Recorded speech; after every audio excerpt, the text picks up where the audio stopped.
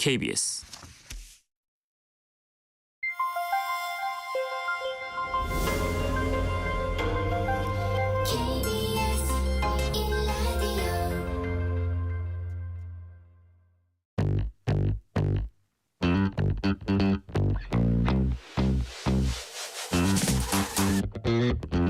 KBS 1라디오 뉴스레터 K.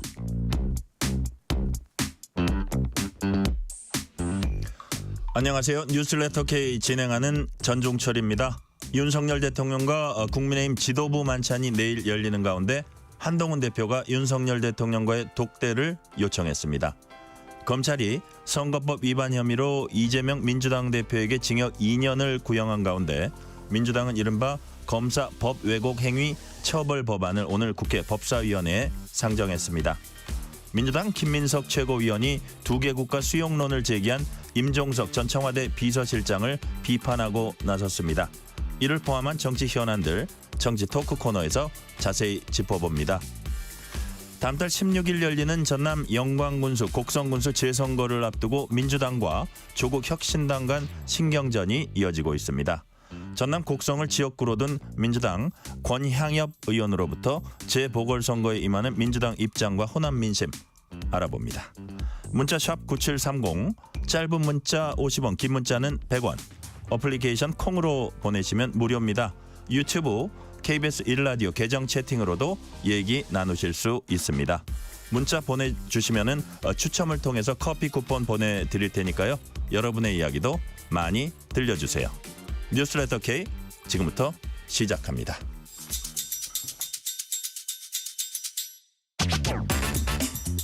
오늘 하루 가장 뜨거운 뉴스들만 골랐습니다. 뉴스레터 K 정치 토크 신주호 국민의힘 상근 부대변인, 박성민 전 청와대 청년 비서관, 이동수 청년 정치크루 대표 나오셨습니다. 어서 오세요. 안녕하십니까.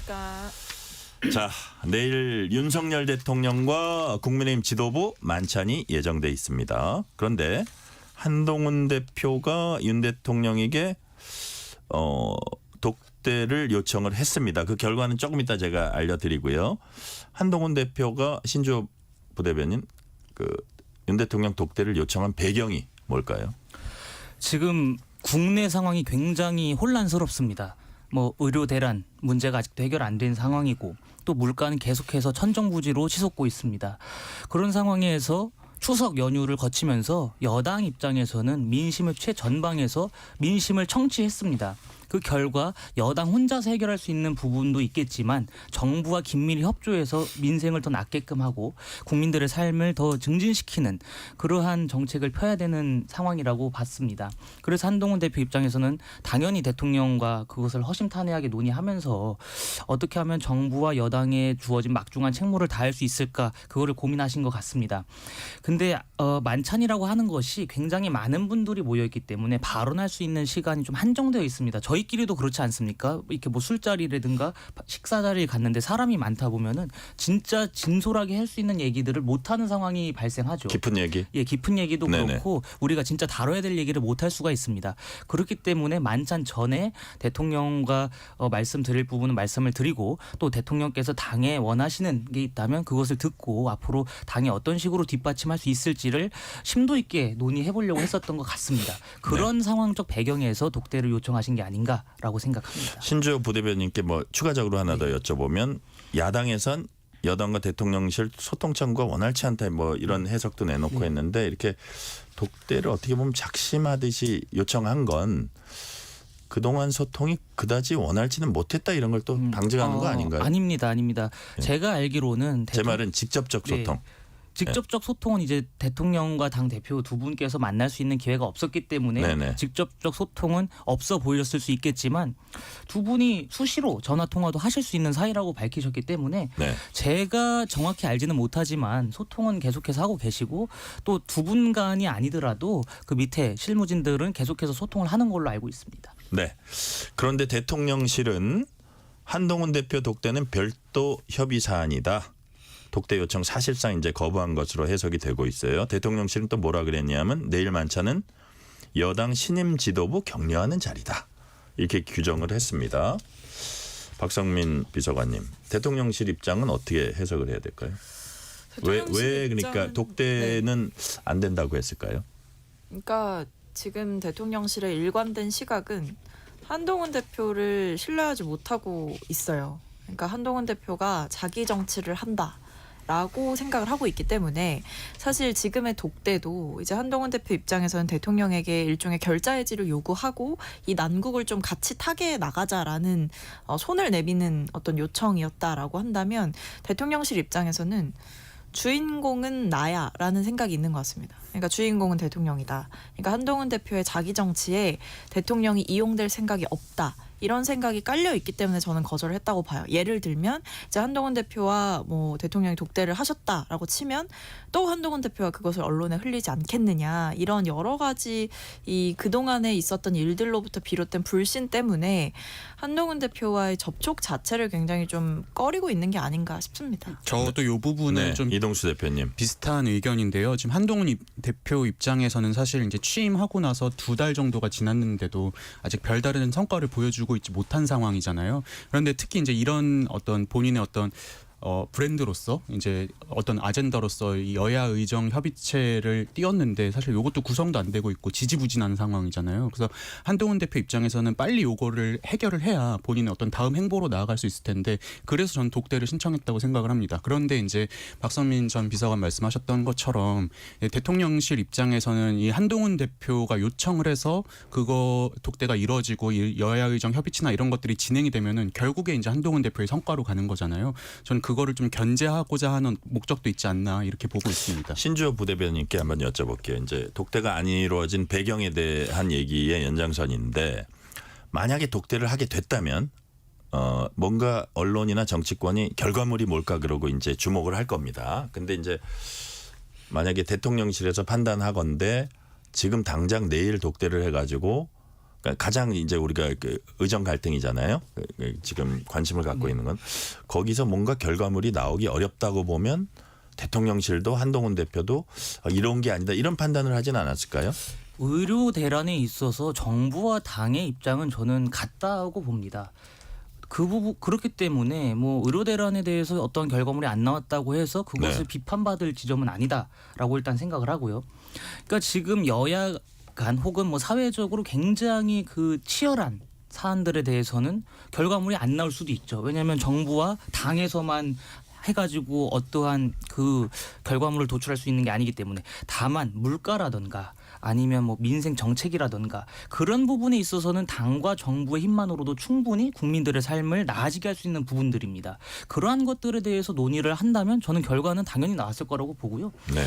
여야 의정 협의체 같은 거는 지금 사실 공은 의사단체에 넘어가 있기 때문에 그 부분은 쉽게 뭐 쉽사리 결론이 나오진 않았을 것 같습니다. 어떻게 이동수 대표님은 어떻게 보세요? 이번에 독대가 안 이루어진 배경이랄까 그렇다면 이게 단순히 이번에 독대가 안 이루어진 문제로 이제 그치는 게 아니라 네. 앞으로 대통령과 어떻게 보면 여권의 넘버원 넘버투라고 할 수 있는데 대통령과 네. 여당 대표 간의 소통이 과연 잘 될 수 있을까라는 의구심을 국민이 가질 수 있을 것 같아요. 그래서 이 부분이 어떻게 예를 들어서 여야 의정 협의체하고 관련이 없었을까요? 어떻게 보세요? 전 여야 의정 협의체보다는 예. 어떤 대통령과 그리고 한동훈 대표 사이의 감정의 골이 더 큰 영향을 끼치지 않았을까 이렇게 그래요? 좀 생각을 예, 예. 하는데요.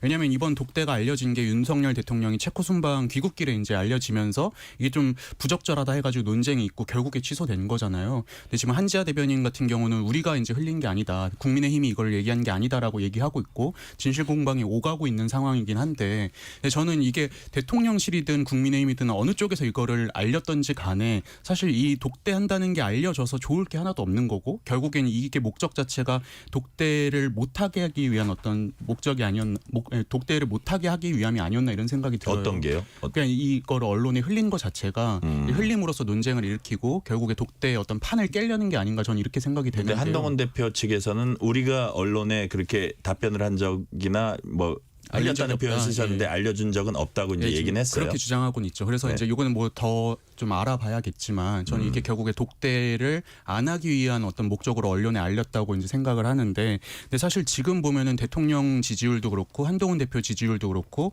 뭐 차별화를 서로 했다고는 하지만 동반적으로 하락하고 있는 추세이잖아요. 저는 이런 식으로 계속 감정적인 이유 때문에 이런 문제를 좀 풀어나가지 못하는 것들이 어느 한 양쪽에 다 별로 좋을 게 없다고 이렇게 생각을 합니다. 자, 박상민 비서관님, 지금 속보가 들어오고 있는데 한동훈 대표가 이번 독대가 어렵다면 조속한 시일에 만나야, 뭐 이런 얘기를 한 걸로 지금 속보가 들어오고 있는데, 조속히 만나서 어쨌든 당의 이해관계 이런 걸 떠나서 그런 게 좀 이루어져서 국정에 도움이 되는 게 바람직한 방향 아닙니까? 어떻게 보십니까? 당연히 그렇죠. 그러니까 지금 상황에서 어떤 그 두 분의 기싸움이나 감정 싸움을 보고 있을 여유가 국민들한테는 없다라는 점을 먼저 말씀드리고 싶고, 한동훈 대표가 저렇게 얘기한 것도 사실 좀 의미심장하죠. 조속한 시일 내에 만나고 싶다라는 의사를 여당 대표가 대통령실에 전하면 됩니다.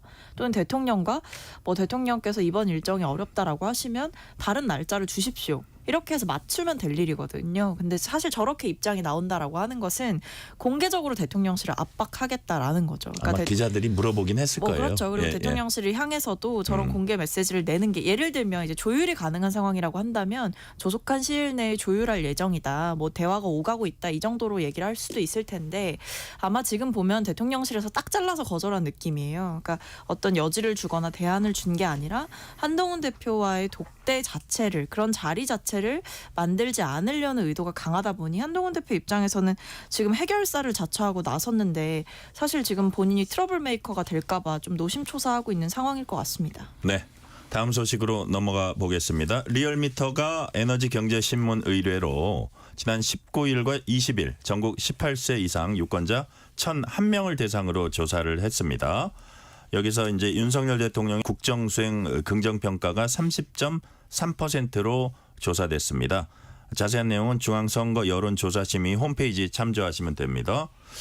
자, 윤석열 대통령의 지지율이 4주 만에 30%대를 회복을 했습니다. 신주호 부대변님, 30% 회복, 이거 의미를 둘만한 겁니까? 어떻습니까? 저는 이 수치에 크게 의미를 두진 않았으면 좋겠습니다. 그래요. 예. 왜냐하면 대통령실에서도 계속해서 입장을 내는 게 지지율에 일희일비하지 않겠다라는 거 아니겠습니까? 동의하세요? 저는 지지율에 동의합니다. 일희일비하는 거 지지율의 일희일비에서는 네. 윤석열 정부에게 주어진 시대적 과제를 제대로 수행할 수가 없을 수 있습니다. 그렇기 때문에 윤석열 정부가 정책으로 내걸었었던 하나하나의 사안들에 대해서 뚝심 있게 진행을 해야 된다. 그 부분에 있어서는 저는 100번 공감하고 대통령실의 입장이 맞다고 생각합니다. 다만 국민적인 비판의 목소리가 있다라고 한다면 그 부분은 들어야 된다라고 생각을 하는데요. 제가 볼 때 지금 국민들께서 윤석열 정부가 가는 방향 자체에 대해서는 비토하고 계시지 않다고 봅니다. 다만 소통이 미흡한 점, 윤석열 정부가 하려고 하는 과제들에 대해서 국민들께 알려지지 않는 점, 그런 것들이 좀 부족하다라고 생각을 합니다. 그래서 국민들과의 접촉면을 늘리고 국민들께 윤석열 정부가 하려고 하는 그런 방향에 대해서 더 말씀드릴 기회가 있다면 그렇게 함으로써 국민들의 지지를 회복할 수 있다고 생각합니다. 자, 지금 신주호 부대변인의 말, 그러니까 예를 들어서 인기 없는 어떤 정책이라도 그것이 꼭 필요하다고 정치 지도자가 확신을 하면 갈 수도 있는데, 근데 지지율에 연연하지 않는다, 이 부분에 대해서는 여러 가지 의견이 있을 것 같아요. 어떻게 보세요? 저도 하루 이틀 나오는 지지율에 대해서는 연연할 필요는 없다고 생각하는데요. 다만 추세는 좀 엄중히 봐야 된다고 생각을 합니다.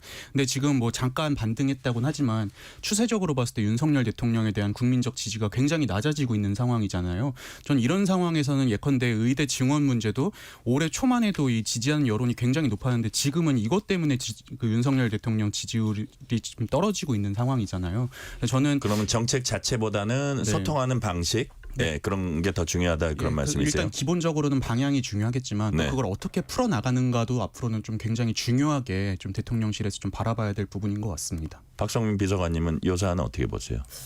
지지율에 일희일비 하실 때가 된 게 아닌가라는 생각을 저는 하고 있습니다. 너무 이렇게 본인이 모든 것을 다 책임지겠다, 또는 우리가 이제 믿는 길로 가겠다, 이런 어떤 단호한 기조는 계속 이어지고 있기는 한데 문제는 이제 그게 국민들과 소통을 어느 정도 하면서 가야 되는 부분이 있는 거죠. 정치라고 하는 게 그렇지 않습니까? 어디 틀어박혀서 이제 그냥 연구하고 뭐 어떤 그냥 결과물 내놓고 그 다음 거 하고 이런 일이 아니라 이 정치라고 하는 거는 다 국민들의 삶에 영향을 미치는 건데 의료 개혁의 취지에 뭐 반대하는 국민들이 어디 있겠어요. 근데 지금도 보면 결국에 그 의료 개혁을 추진하는 과정에서 어떤 미숙한 부분들이 내 삶의 문제로 또는 내 뭐 부모님, 내 가족의 어떤 불안과 문제로 이제 안전 문제로 다가올 수가 있기 때문에 여기에 대해서 우려를 표하는 거거든요. 그러니까 조금 수정할 수 있는 부분들은 수정을 하고 타협을 해달라 이런 요청들을 하고 있다라고 한다면 저는 왜 이 지금의 낮은 지지율이 형성이 되었는지를 살펴본다면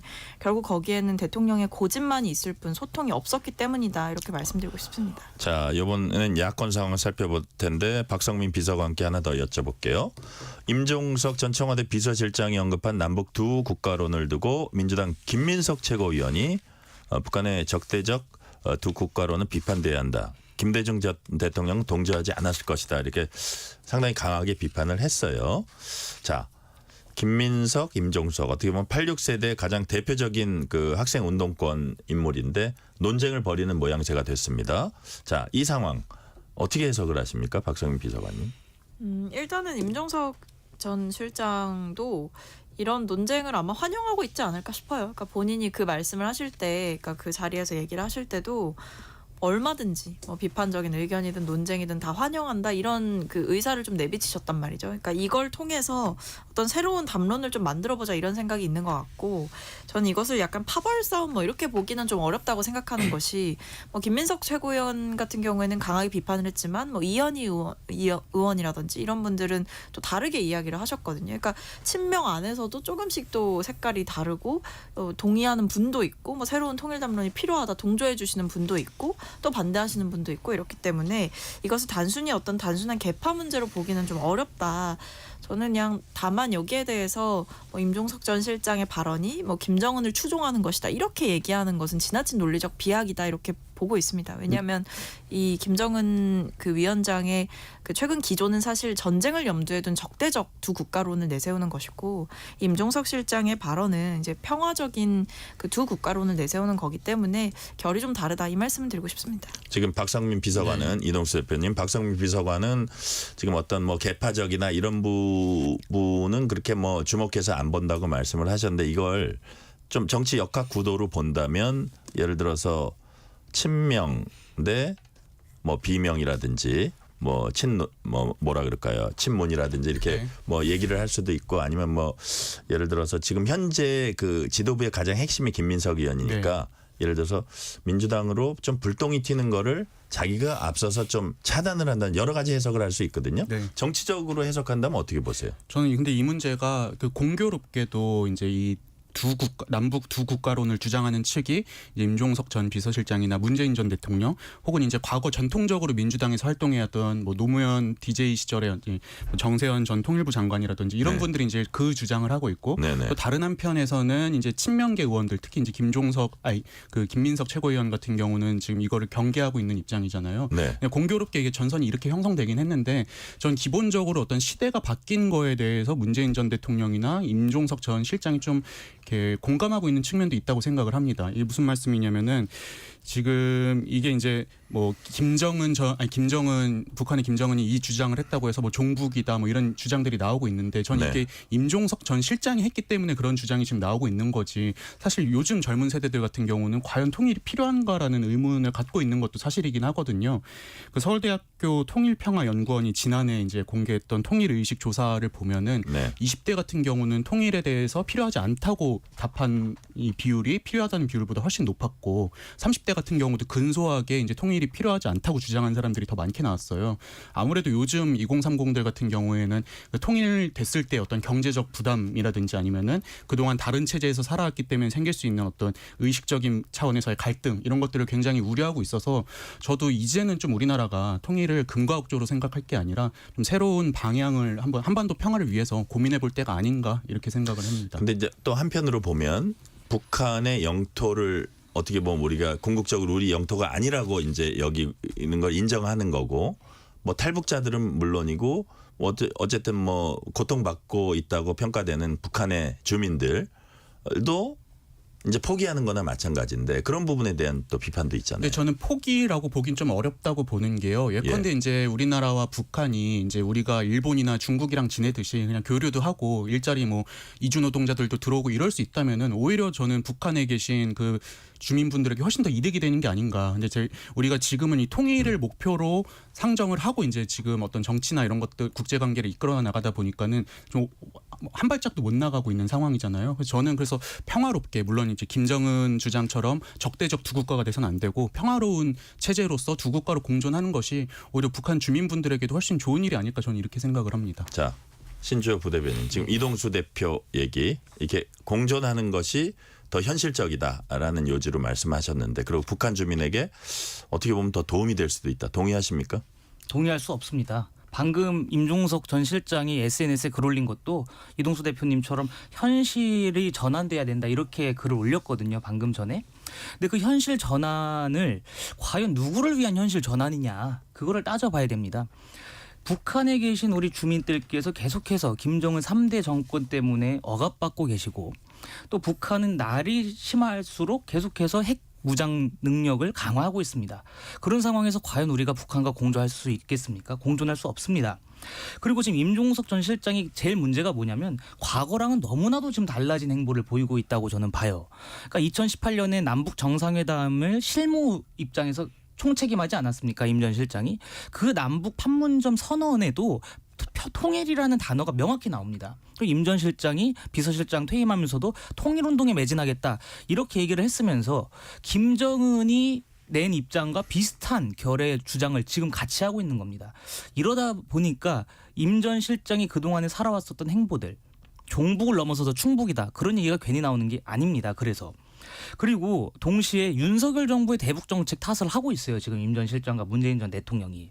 근데 저희가 제대로 복기를 해보면 남북 간의 긴장이 고조되기 시작했던 것은 문재인 정권이 그 북한의 위장 평화쇼에 속아가지고 그 우리 돈으로 지어준 남북 공동연락사무소가 폭파되고 우리 국민이 서해상에 표류하다가 북한군에 의해서 사살되고 김정은의 여동생인 김여정한테 머저리 소리를 들어가면서도 아무 말도 못했던 문재인 정권의 과오 때문에 지금 남북관계가 이렇게 되고 긴장이 고조된 겁니다. 본인들이 했었던 대북정책 실패 먼저 반성하고 성찰해야지 지금 정부의 탓으로 돌린다? 저는 이것이 굉장히 무책임한 발상이라고 생각합니다. 자, 박상민 비서관님 짧게 한 말씀만 하실래요? 예. 뭐 과거에 생각해 보시면 대선 치를 때 윤석열 정부 출범 전에 이준석 대표는 뭐 통일부 폐지하자 그랬어요. 그러니까 그때의 입장들을 보면 그리고 통일부 장관을 이 정부 들어서 인선했던 걸 보면 사실 남북 관계에 있어서 어떤 전략이나 로드맵 같은 것들은 보이지 않았고 그저 적대적인 그 대북관을 가지고 그것을 강화해 나가는 방식. 그래서 결과적으로 지금 우리나라에 떨어지고 있는 이 오물풍선들 보면 과연 지금의 결과를 또 문재인 정부 탓을 할 것인가? 그러니까 지금 이 뭐 두 국가론이 나온 배경에는 결국 이렇게까지 긴장 관계를 높이는데 일조하고 그것을 그냥 방치하고 또는 강화시켰던 윤석열 정부의 통일 정책에 실패가 있었다. 저는 이렇게 생각을 합니다. 자, 이재명 대표를 비롯한 민주당 지도부가 오늘 호남을 찾았습니다. 10월 16일에 이제 실시되는 재보궐선거 본격 지원 사격에 나섰다고도 볼 수 있는데 어떻게 보면 조국혁신당이 아주 좀 강하게 그쪽에 드라이브를 거니까 거기에 자극받은 측면도 없지 않다 이런 느낌도 드는데 박성민 비서관님 민주당 지도부가 이제 호남 총력전에 나선 겁니까? 그래 보여요. 왜냐하면 그 이제 지도부 인사 중에 뭐 한준호 최고위원 같은 경우에는 뭐 한 달살이를 또 시작한다 이렇게 그래요? 얘기를 하더라고요. 그래서 일부 의원들이 또 내려가서 한 달살이로 선거 지원을 하려는 것 같고. 네. 그러니까 근데 이 한 달살기 전략은 또 이미 조국혁신당에서 지금 시작을 했던 거잖아요. 그만큼 민주당도 이 부분에 있어서 사활을 좀 걸고. 네.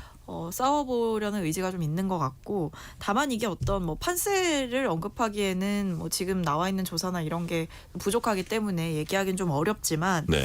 뭐 두 가지 의미가 있을 수 있죠. 일단 호남이라고 하는 게 이제 민주당의 정치적인 뿌리이기 때문에 이 텃밭을 내어줄 수 없다라는 생각을 하고 있는 것 같고 예. 그리고 두 번째로는 이제 조국혁신당이 워낙 이렇게 강하게 선거운동을 하고 거의 사실은 올인하다시피 뭐 본회의장도 안 오고 이제 올인하다시피 예. 하고 있으니까 기선제압을 좀 초장에 할 필요가 있다 이런 생각이 있는 것 같아요. 그래서 지금 한 3주 이상 남았는데도 네 예, 예. 그런 생각인 것 같습니다. 네. 자, 이동수 대표님. 이런 해석은 어떻게 생각하세요? 지금 조국 혁신당이 왜 저렇게 기초자치단체장에 올인할까? 물론 자기네가 어떤 그 뭐라 그럴까 호남 민심을 이렇게 흡수를 한다 이런 걸 보여주곤 싶겠지만 뭐 이런 해석도 있어요. 이재명 대표 사법 리스크 이제 11월 달에 이제 그 첫 재판 결과가 나오는데 그 상황에서 본인도 이제 대선 잠룡이라고 생각하고 있을 겁니다. 그 다른 사람들도 그렇게 평가하는 사람들 많고 조국 대표. 그렇다면 여기서 만약에 기초자치단체장 하나라도 갖고 오면 좀 분위기가 달라질 수 있다 이런 거를 감안한다는 해석도 있어요. 네, 저도 뭐 물론 이제 다음 대선을 놓고서 분위기 쇄신을 위해서 그런 측면도 있지만 저는 당장의 조국 혁신당의 생존을 위해서 더 이렇게 매진하는 모습이 좀 더 강하게 느껴졌거든요. 왜냐하면은 조국 혁신당 같은 경우에는 선거 때만 해도 엄청난 돌풍을 일으켰었는데 아무래도 이제 우리나라 정치가 양당제 위주로 돌아가다 보니까는 제3지대 정당으로서 지금 정작 22대 국회 개헌하고서는 존재감을 많이 못 보여주고 있는 상황이잖아요. 네. 이렇게 조금씩 동력이 꺼져가고 있는 상황에서 그 불씨를 살리기 위한 기회가 앞으로 많이 남아있지 않기 때문에 그래서 더 이번 선거에 매진하고 있는 게 아닌가 이렇게 생각이 됩니다. 네. 이번 질문은 신조 부대변인께 한번 드려볼게요. 민주당이 검사가 법을 왜곡해서 기소할 경우 처벌하는 법 왜곡죄 뭐 형법 개정안입니다. 이거를 국회 법제사법위원회에 상정을 했습니다. 그다음에 이제 그 박상영 수원지검 검사 이재명 대표 대북 송금 의혹 수사한 검사죠. 여기 탄핵 소추도 이제 진행하고 있습니다. 이런 움직임 어떻게 평가하세요? 민주당이 대한민국의 사법 질서까지도 흔들려고 하는구나라는 생각밖에 안 듭니다. 이재명 대표를 수사하는 검사들에 대해서 탄핵을 했습니다마는 헌재의 전원일치 입장으로 기각되지 않았습니까? 심지어 문재인 정권에서 임명한 헌법재판관들조차도 민주당이 행하고 있는 이런 입법 폭주, 그 입법 폭주에는 법치를 부정하고 대한민국의 헌정 질서를 유린하려고 하는 그 입법 폭주에 대해서 분명히 지금 그 제동을 걸었다고 저는 봅니다. 이미 제동을 걸었는데 그럼에도 불구하고 계속해서 이런 식의 헌정 질서를 유린하는 행태를 자행한다면 저는 분명히 더 큰 국민적인 심판에 직면할 것이라고 봅니다. 만약에 이재명 대표를 수사하는 검사가 문제가 있고 그 검사의 논리에 그 문제가 있고 그것이 타당하지 않다라고 생각한다면 검사 그 수사 과정에서 가려내면 될 일이고 거기서도 안 됐다라고 한다면 법원에서 가려내면 됩니다. 법원에서 이재명 대표의 순전 무결함을 증명하면 되는 것이지 이런 식으로 국회에서까지 법적인 질서와 절차를 대입시킨다? 이거는 저는 민주당이 공당으로서는 해서는 안 될 일을 지금 벌이고 있다고 생각합니다. 박성민 비서관님 공당으로 해서는 안 된다는 신조 부대변인 얘기 있었는데 수적 우위로 예를 들어서 사법 시스템을 위협한다. 이런 지적에 대해서는 어떻게 보세요?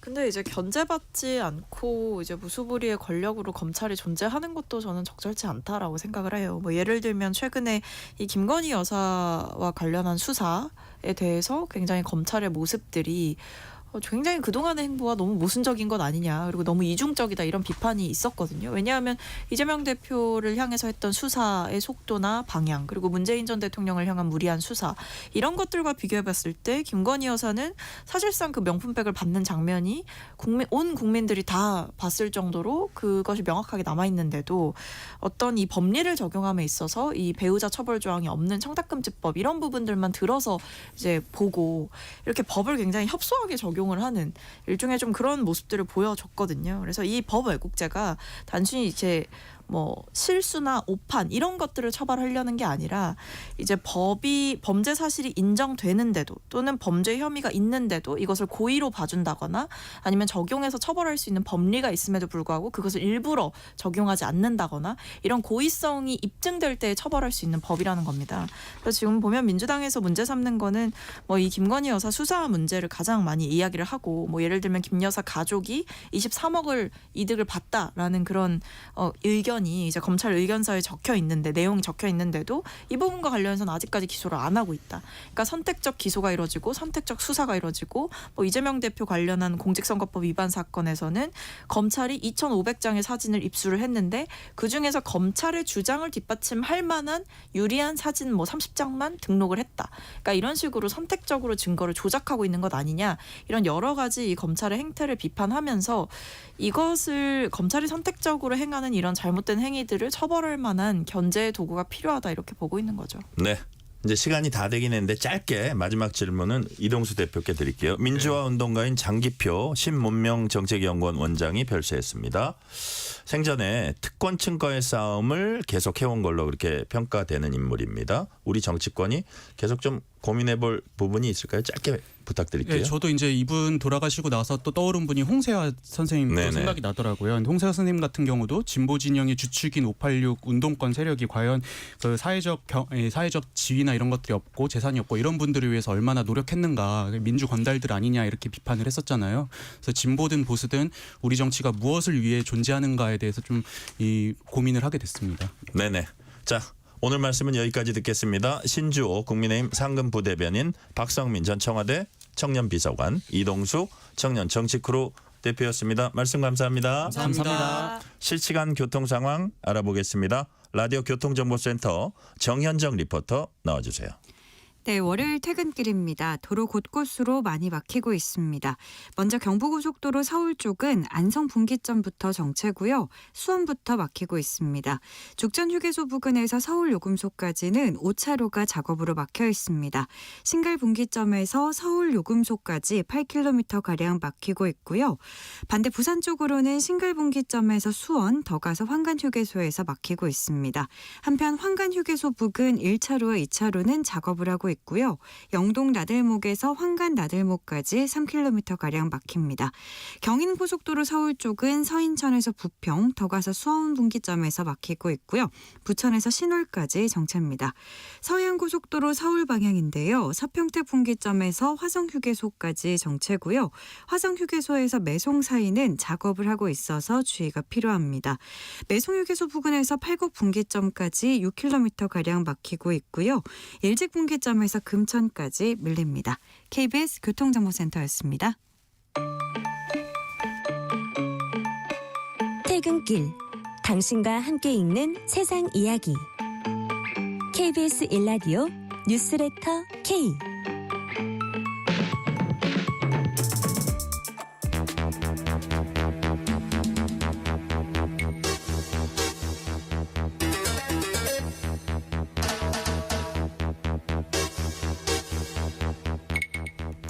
이른바 바바리맨.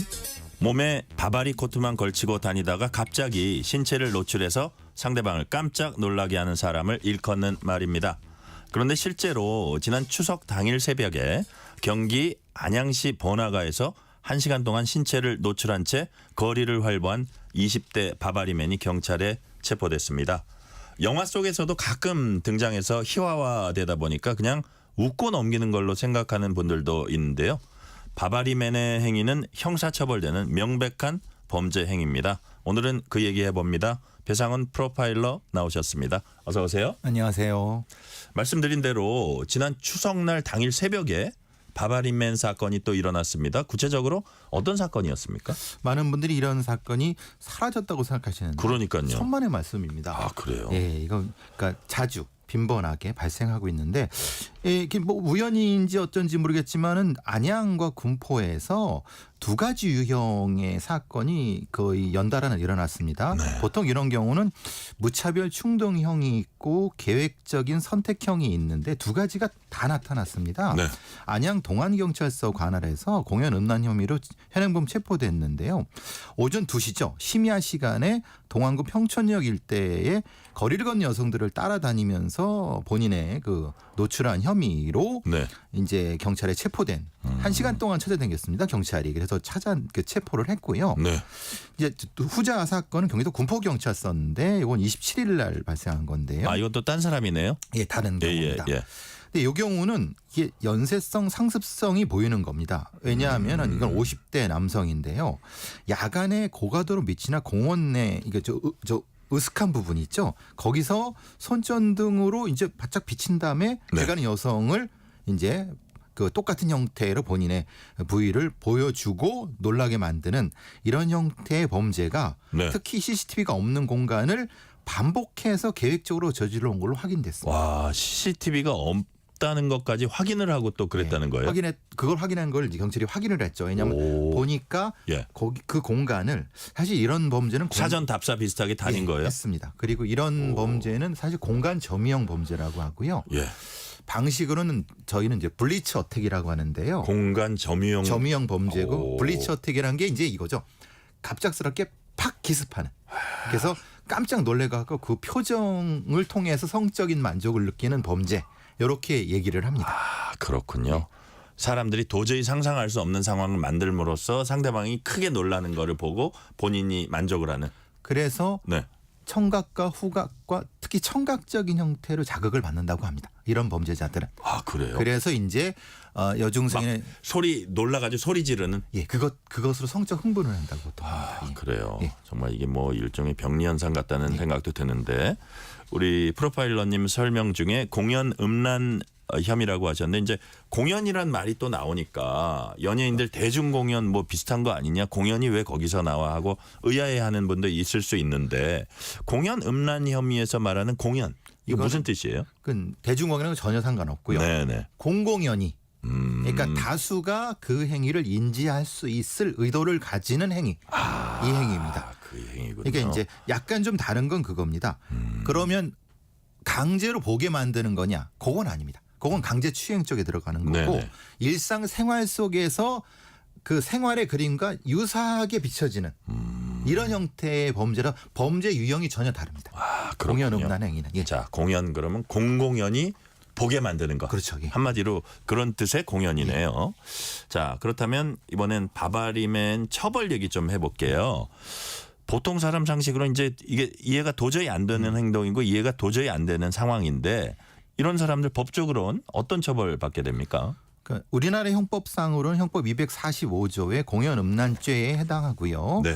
1년 이하의 징역과 500만 원 이하의 벌금, 뭐 구류, 과료에 처한다고 하는데 범죄 분석상으로는 비접촉 성범죄라고 합니다. 비접촉 성범죄. 접촉하지 않는 상태로서 성범죄 일종의 성범죄다 이런 얘기네요. 예. 그리고 유사한 형태가 캣콜링 같은 게 있습니다. 캣콜링이라는 것은 예를 들면 그 서구 영화에서 그냥 지나가는 여성한테 휘파람 불고 예. 희롱하고 그렇게 표현되는 거죠.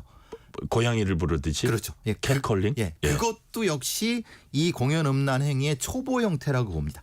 그러니까 이렇게 연결이 되는 겁니다. 캣콜링, 공연 음란, 그다음에 비접촉, 그다음에 접촉성 성범죄, 추행 이렇게 하나의 라인으로 쭉 스펙트럼이 생기는 겁니다. 이게 약간의 강도도 더 세지는 거네요. 강도도 세지고 본인의 성적인 어떤 자극도 높아지는 거고 피해자에 대한 피해 범위도 점차 확대되거나 선택적으로 들어가는 겁니다. 그러니까 캣콜링 얘기 들어보니까 그러니까 야유하듯이 예. 이렇게 부름으로써 어떤 위축감을 주는 유축감을 주고 여성이나 상대방 이성한테 위축감을 주는 성적 불쾌감 예. 그걸 통해서 동시에 이루어지는 게 소위 말하는 뭐 우리가 지금 여기 얼평이라고 하네 네. 어떤 평가를 하면서 기분 성적인 어떤 불쾌감을 주는 행위를 그 연결 외모에 대한 평가를 막 예. 공공연히 얘기를 하면서 그렇게 되는 겁니다. 성적 수치심을 주고 본인은 그걸로서 또 만족을 얻는 만족을 하고 요게 사이버로 들어가면 사이버 캣콜링이 또 나눠집니다.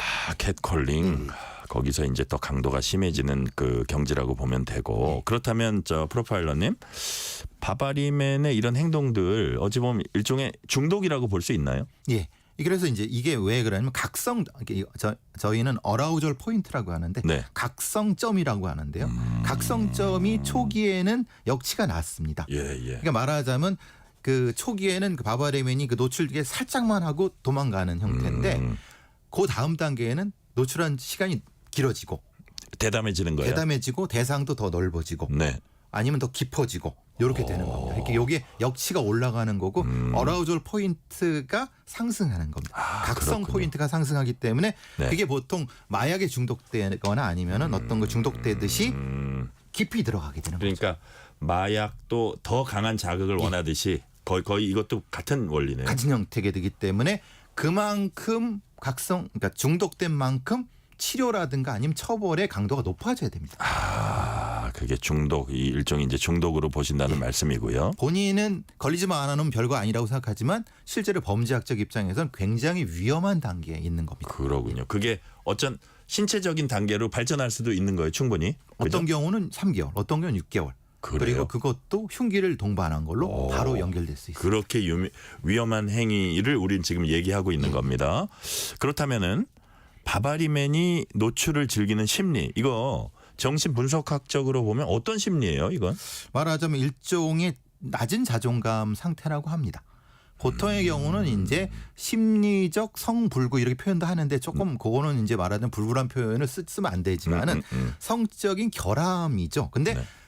실제로 이렇게 조사를 해보면요. 네. 생물학적으로 문제가 없습니다. 그러니까 사회성의 어떤 낮은 약화 때문에 나타나는 심리적인 어떤 자존감의 저하가 이런 형태의 보상 심리로 나타난다고 표현을 하는 겁니다. 낮은 자존감을 이런 형태로 보상하려 한다. 하려고 하는 거죠. 그래서 이게 보통 생물학적인 것보다 네. 청각적이거나 아니면 다른 방식으로 보상하는 심리가 돼서 범죄적으로 전환되는 거죠. 그러니까요. 이거 처음 시작하는 사람들은 자기가 뭐 장난친다 이러고 시작했다가 아주 깊은 범죄에 빠져들게 되는 아주 대표적인 사례가 될 것 같아요. 그 자기 자신도 모르는 상태고 주변에서 이걸 제어하지 않으면은 네. 바로 진화가 이루어집니다. 아, 그러니까요. 아까 강도가 세진다 그런 말씀도 하셨고요. 자, 마침 공연 음란죄 관련 의미 있는 연구 결과가 나왔다고 제가 들었거든요. 이거 어떤 내용입니까? 경찰대학교에는 치안정책연구소라는 데가 있습니다. 네네. 상당히 중요한 연구를 많이 하시는 근데 거기 이제 치안정책연구소에서는 이런 관련된 범죄의 분석이나 이런 걸 통해서 범죄 네. 예방에 많이 도움을 주고 있는데요. 예. 여기에 이제 이비현 경찰 연구관께서 최근 2년간의 공연 음란죄에 대한 1심 형사 판결문 523건을 분석해서 네네. 이거의 공연 음란 범죄의 특성에 대한 연구를 한 결과가 이제 나와갖고 그걸 이제 소개해드리려고 하는 그렇군요. 겁니다. 예. 네네. 자, 이 연구 보면 이제 공연 음란 범죄 피해자 93%가 여성인 것으로 나타났습니다. 자, 93%가 여성 피해자라면 나머지 7%는 남성 피해자란 얘기예요. 그렇죠. 좀 놀라우시죠. 어떻게 된 거예요? 저도 뭐 98%나 99%는 가 여성일 거라고 생각했는데 네. 그래서 우리가 말하는 공연 음란이라고 하는 것이 꼭 가해자가 남성이라고만 생각하는 건 사실은 편견입니다. 아, 그래요? 예, 이게 여성의 경우도 가해자도 그런 형태로도 우리나라도 존재하지만 외국 같은 게 훨씬 더 많습니다. 그리고 사실 이 섹슈얼이라고 하는 건 또 다른 의미를 가지고 있기 때문에 네. 그래서 이제 여성이 100%의 피해자만은 아니다. 그러니까 이것은 어떤 성적인 것이 아니라 이 공격성에 대한 부분이라는 거예요. 그러니까 흔히 말하는 강제적 공격성에 대한 부분이지 성적으로 구분할 수 있는 것은 아닌데 우리는 사실은 성적으로 이 남성 우위의 사회가 오래 지속됐기 때문에 그런 비율이 높다는 것뿐입니다. 아, 그러니까 여하튼 뭐 가해자가 남성뿐만이 아니고 피해자가 또 여성뿐만이 아니다라는 이제 말씀인데 예. 자, 또 분석 결과 또 눈여겨볼 만한 부분 어떤 게 있습니까? 보통의 경우는 이제 우리가 일면식이 없는 경우가 네. 대부분일 거라고 생각하고 뭐 그 대부분 맞습니다. 근데 연인, 네. 배우자 같은 지인에 대해서 이런 행동을 하거나 택시기사 뭐 특정 직업에 죄송합니다만 어쨌든 그게 나타난 거니까 예. 어떤 업소의 종업원 같은 기타의 경우도 적지 않더라. 지금 이제 그 피해자 말씀하시는 거죠? 아니요, 이제 가해자. 가해자. 예. 자, 그러면 막 그냥 일반 대중 일면식 없는 경우가 그래도 많죠. 제일 당연히. 많죠. 그래요? 93% 정도니까. 93%. 그래서 보통 우리가 말하는 바버레맨이 뭐 여중 앞에서 뭐 이런 게 대부분이라고 생각해. 그건 맞는데. 그럼에도 불구하고 잘 아는 사람이라든지 특정 업소나 특정 업종에 종사하는 분들한테 하는 경우가 또 있다 이거죠. 그렇죠. 그런 경우도 있다는 겁니다. 오. 그러니까 요 연구는 상당히 중요한 부분이 있겠죠. 그러니까요. 그러니까 다 모르는 사람이 이거 그렇진 않다는 겁니다. 아까 남성 여성 부분도 얘기해 주시고 그다음에 일면식 없는 뭐 일반 대중이 전부가 아니라 뭐 지인도 있다. 뭐 이런 말씀 해 주셨고요. 자, 그렇다면 공연 음란죄는 우리가 말하는 강제추행 있잖아요. 이거와는 어떤 차이가 있습니까? 기본적으로 이제 협박이나 폭행의 수단 관련된 부분이죠. 공연 음란죄는 이제 어떤 과정성에서 피해자가 이렇게 쓱 그치면서 볼 수 있게끔 되는 그런 형태인 건데, 그러니까 공간을 점유해 갖고 거기 그 공간을 어쩔 수 없이 지나가야 되는 상황에서 보게 되는 형태가 되는 거고, 강제추행죄는 강제로 어떤 위력이나 협박이나 그 힘에 의해서 그 추행이 되는 거기 때문에. 강제추행은 이렇게 접촉을 동반하는 그렇죠. 게 또 다르나요? 비교적 접촉이라고 보는 게 맞습니다. 꼭 그런 것만은 아닌데. 꼭 그런 건 아닌데. 예, 그리고 형량도 완전히 다릅니다. 공연음란죄는 최고가 1년이지만 강제추행은 최고 10년형입니다. 와, 이거는 그래요? 그 흔히 말하는 폭행과 협박이 수단되기 때문에 그런 거고, 당연히 뭐 신상공개 취업제한도 처형이 될 수 있는데 우리가 많이 보는 강제추행죄는 굉장히 영역이 넓습니다. 그러니까요. 예.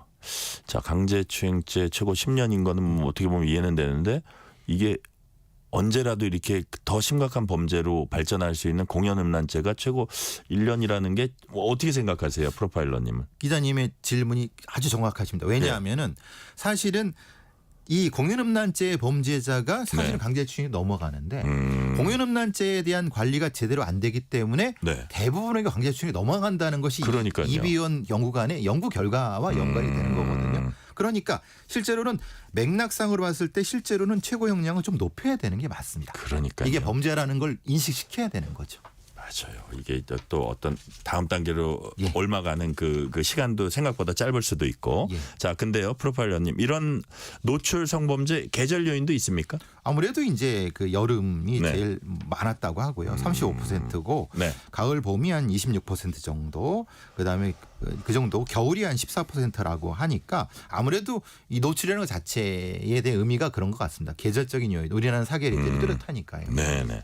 자, 이게 이제 바바리맨 사건이라는 게 갑자기 어디서 튀어나올지 모르니까 사실 예측하기는 거의 불가능에 가까운 건데 그럼에도 불구하고 이런 황당한 어떤 피해를 입지 않으려면 어떻게 뭐 시간대랄까 뭐 장소랄까 이런 것도 좀 가려서 다녀야 된다. 이런 거는 어떻게 보십니까? 아무래도 아까 그 이비연 연구관의 연구 결과가 오후 9시부터 네. 자정까지가 19%로 제일 많았고요. 네네. 오후 3시, 6시, 6시, 9시 정도가 16%로 그 다음을 차지했습니다. 역시 야간 시간대. 근데 약간 그 차이는 큰 차이가 없습니다. 그러니까요. 사실은 16에서 19면 뭐 큰 차이가 없으니까 그러니까 이런 범죄자가 오후부터 저녁까지니까 이게 대중이 없다는 게 참 좀 그러니까. 난감하네요. 예, 예측하기가 예. 그렇게 쉬운 거 아니다라는 게 또 여기서도 이제 드러나는데 자, 혹시 이번 연구 논문에서요. 공연 음란 범죄자와 상습적 성범죄자 물론 이제 공연 음란 범죄자도 성범죄 일부이긴 하지만 우리가 보통 생각하는 그 상습적 성범죄자와 공연 음란 범죄자 어떤 상관관계 같은 게 좀 확인이 됐어요? 아무래도 이제 공연 음란 범죄자 중 15%는 네. 성범죄 전과가 있는 것으로 나타났다는 겁니다. 네. 그러니까 말하자면 6.5%가 이전에 형법상 강제추행 범죄를 저지른 기록이 있고 네네. 5.2는 성폭력 처벌 위반, 1.5는 청소년 성보호법 위반. 그러니까 특히 이제 16%는 이미 네. 신상정보 등록 처분을 받았음에도 불구하고 이것이 지속이 된다. 이것이 사실은 좀 의미가 있는 거고. 네네. 그래서 이제 말하자면 가택 침입이나 폭력 같은 형태인데 성범죄로 되지 않은 경우도 암수범죄도 좀 체크를 해봐야 되는 거고요. 네네. 출소 후에 이런 상습적 성범죄 관리에 대한 부분도 사실은 필요하다는 부분이 분명히 존재하는 거죠. 그러니까요. 자, 그러니까 이제 말씀을 들어보니까 바바리맨은 단순 경범죄라고 하죠. 우리가 이런 해프닝으로 끝나는 게 아니라 다른 중대범죄에 연루된 사람일 가능성도 이게 옮겨가는 것뿐만이 아니라 동시에 하고 있는 사람일 가능성도 높다는 얘기 아니에요. 그렇죠. 동시에 가는 특히 이제 네. 사례를 보면 2014년도 5월에 의왕산에서 나타난 그 건인데요. 네.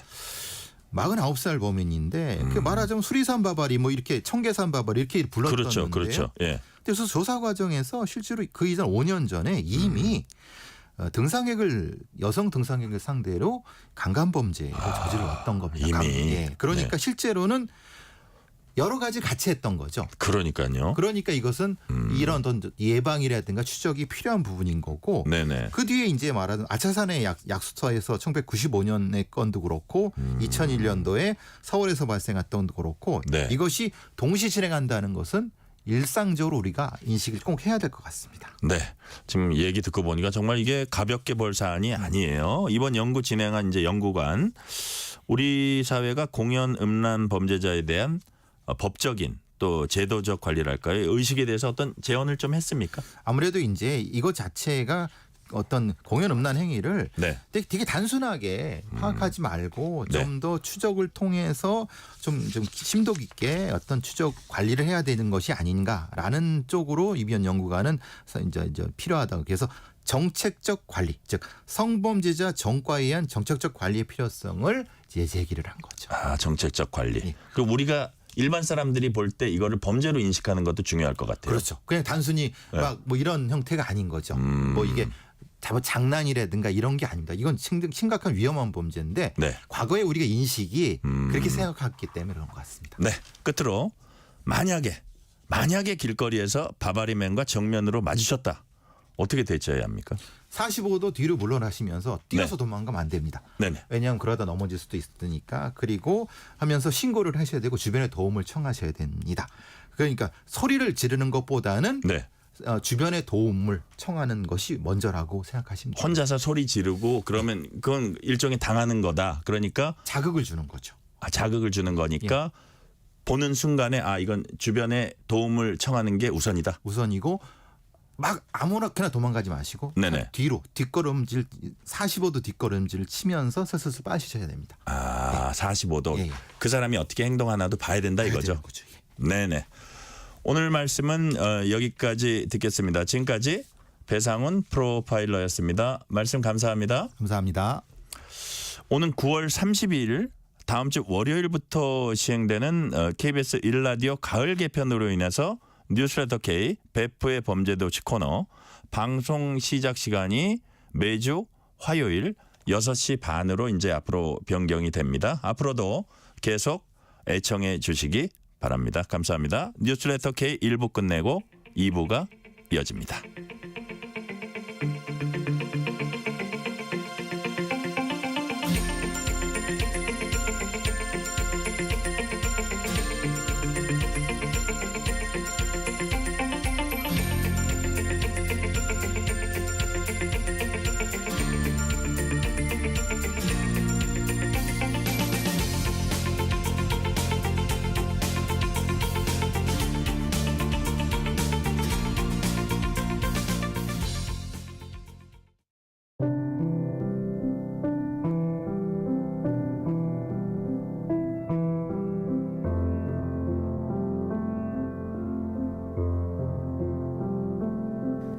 KBS 라디오 연중기획 희망충전 대한민국 605번째 이야기. 안녕하세요. 아나운서 유지원입니다. 9살 소희는 25주 400g의 이른둥이로 태어났습니다. 태어날 당시 뇌 수축으로 인한 뇌 손상으로 장애 정도가 심한 편인데요. 한쪽 눈은 의안을, 다른 한쪽 눈은 시력이 너무 낮아서 사물을 잘 볼 수가 없습니다.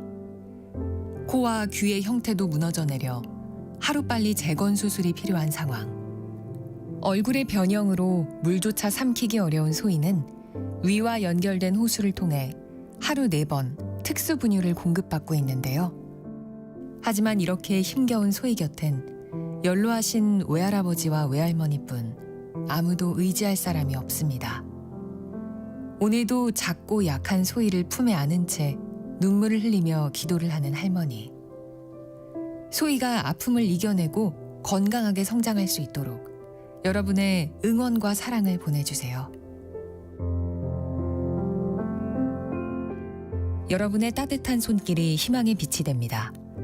ARS 060-700-1580 060-700-1580 한 통화 3,000원으로 희망을 선물해 주세요.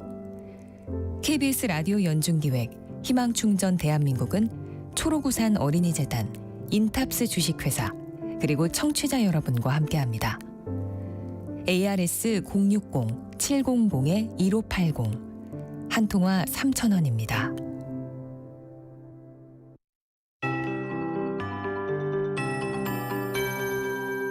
KBS 58분 날씨. 내일 아침에도 오늘처럼 쌀쌀하겠습니다. 서울의 아침 기온 16도, 철원 10도 등 10도에서 21도 분포가 되겠습니다. 내일 아침 대부분 이렇게 15도 안팎, 특히 강원도의 경우는 10도 내외에 머물겠습니다. 이에 비해 낮 기온은 25도 이상으로 서울 28도 등 23도에서 29도의 분포를 보이겠습니다. 늦더위가 이어지는 셈인데요. 내일도 계속해서 일교차가 10에서 15도 안팎으로 크게 나겠습니다. 건강관리에 유의하셔야겠습니다. 체감상 여름이 길었고요. 가을이 제자리를 찾은 것 같습니다. 예전에는 밤낮으로 더웠는데요. 이제는 아침과 밤 한때라도 시원해져서 좋다는 얘기 많이 듣게 됩니다. 이 큰 일교차의 건강관리에 유의해 주셔야겠습니다. 오늘 제주도에만 비가 조금 내리고 있을 뿐 대다수 지역 맑음 일변도의 날씨를 보이고 있습니다. 되겠습니다. 지난주 중후반에 악천후 날씨에서 오늘 한 주 출발하는 날인데 하늘이 아주 고운 빛입니다. 내일도 대체로 맑은 날씨가 되겠습니다. 다만 영동과 남북, 제주는 가끔 구름이 많이 끼겠습니다. 모레까지 동해안과 남해안, 제주 해안에는 너울이 강하게 유입되기 때문에 이 점 주의하셔야겠습니다. 또한 내일 새벽부터 아침 사이 강원도와 남부 지역으로 안개가 짙겠고요. 내일도 동해상과 제주 먼바다, 남해 동부 먼바다의 물결은 최대 4m까지 높게 일겠습니다. 지금 서울의 기온은 27.1도입니다. 강혜종입니다.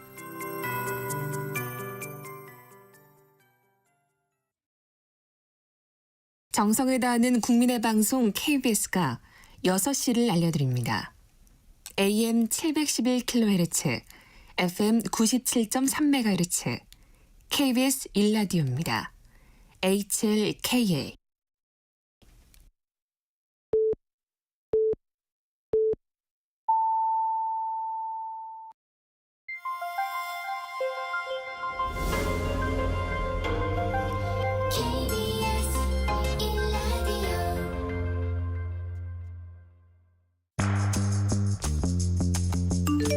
여러분은 지금 퇴근길 시사편지 한 장, KBS 1라디오 뉴스레터 K를 듣고 계십니다.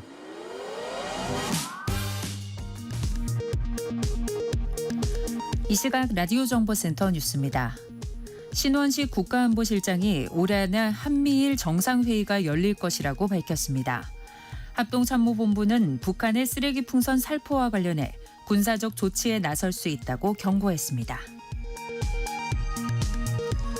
내일 국민의힘 신임 지도부와의 만찬을 앞두고 한동훈 대표와 윤석열 대통령 간 독대 여부에 대해 대통령실이 별도로 협의할 사안이라며 사실상 거부 입장을 밝혔습니다. 지난 19일 국회 본회의를 통과한 이른바 김건희 여사 특검법과 해병대원 특검법, 지역화폐법에 대해 대통령실이 반헌법적 위법적 법안에 대해 대통령의 제2요구권 행사는 의무이자 책무라고 밝혔습니다.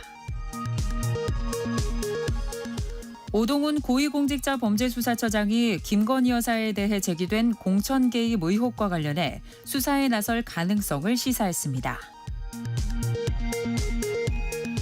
국회 법사위가 다음 달 2일 쌍방울 대북 송금 사건을 수사한 박상용 검사 탄핵소추 관련 청문회를 열기로 의결했습니다. 여야는 이른바 검사의 법 왜곡죄 신설 여부를 놓고 충돌했습니다. 지금까지 라디오 정보센터 뉴스 편유희였습니다.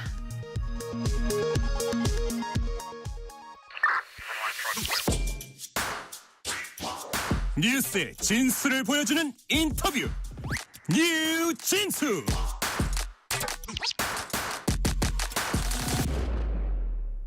민주당 지도부가 오늘 전남 영광에서 최고위 회의를 열었고 내일은 곡성을 방문합니다. 재보선을 앞두고 총력 체제 돌입을 뜻하는 것으로 전남 지역 민주당 현역 의원들도 본격적인 선거 채비에 들어갔습니다. 재보궐선거가 치러질 전남 곡성군이 지역구에 포함되어 있는 현역 의원입니다. 민주당 권향엽 의원 지금 전화 연결되어 있습니다. 권향엽 의원님 안녕하세요.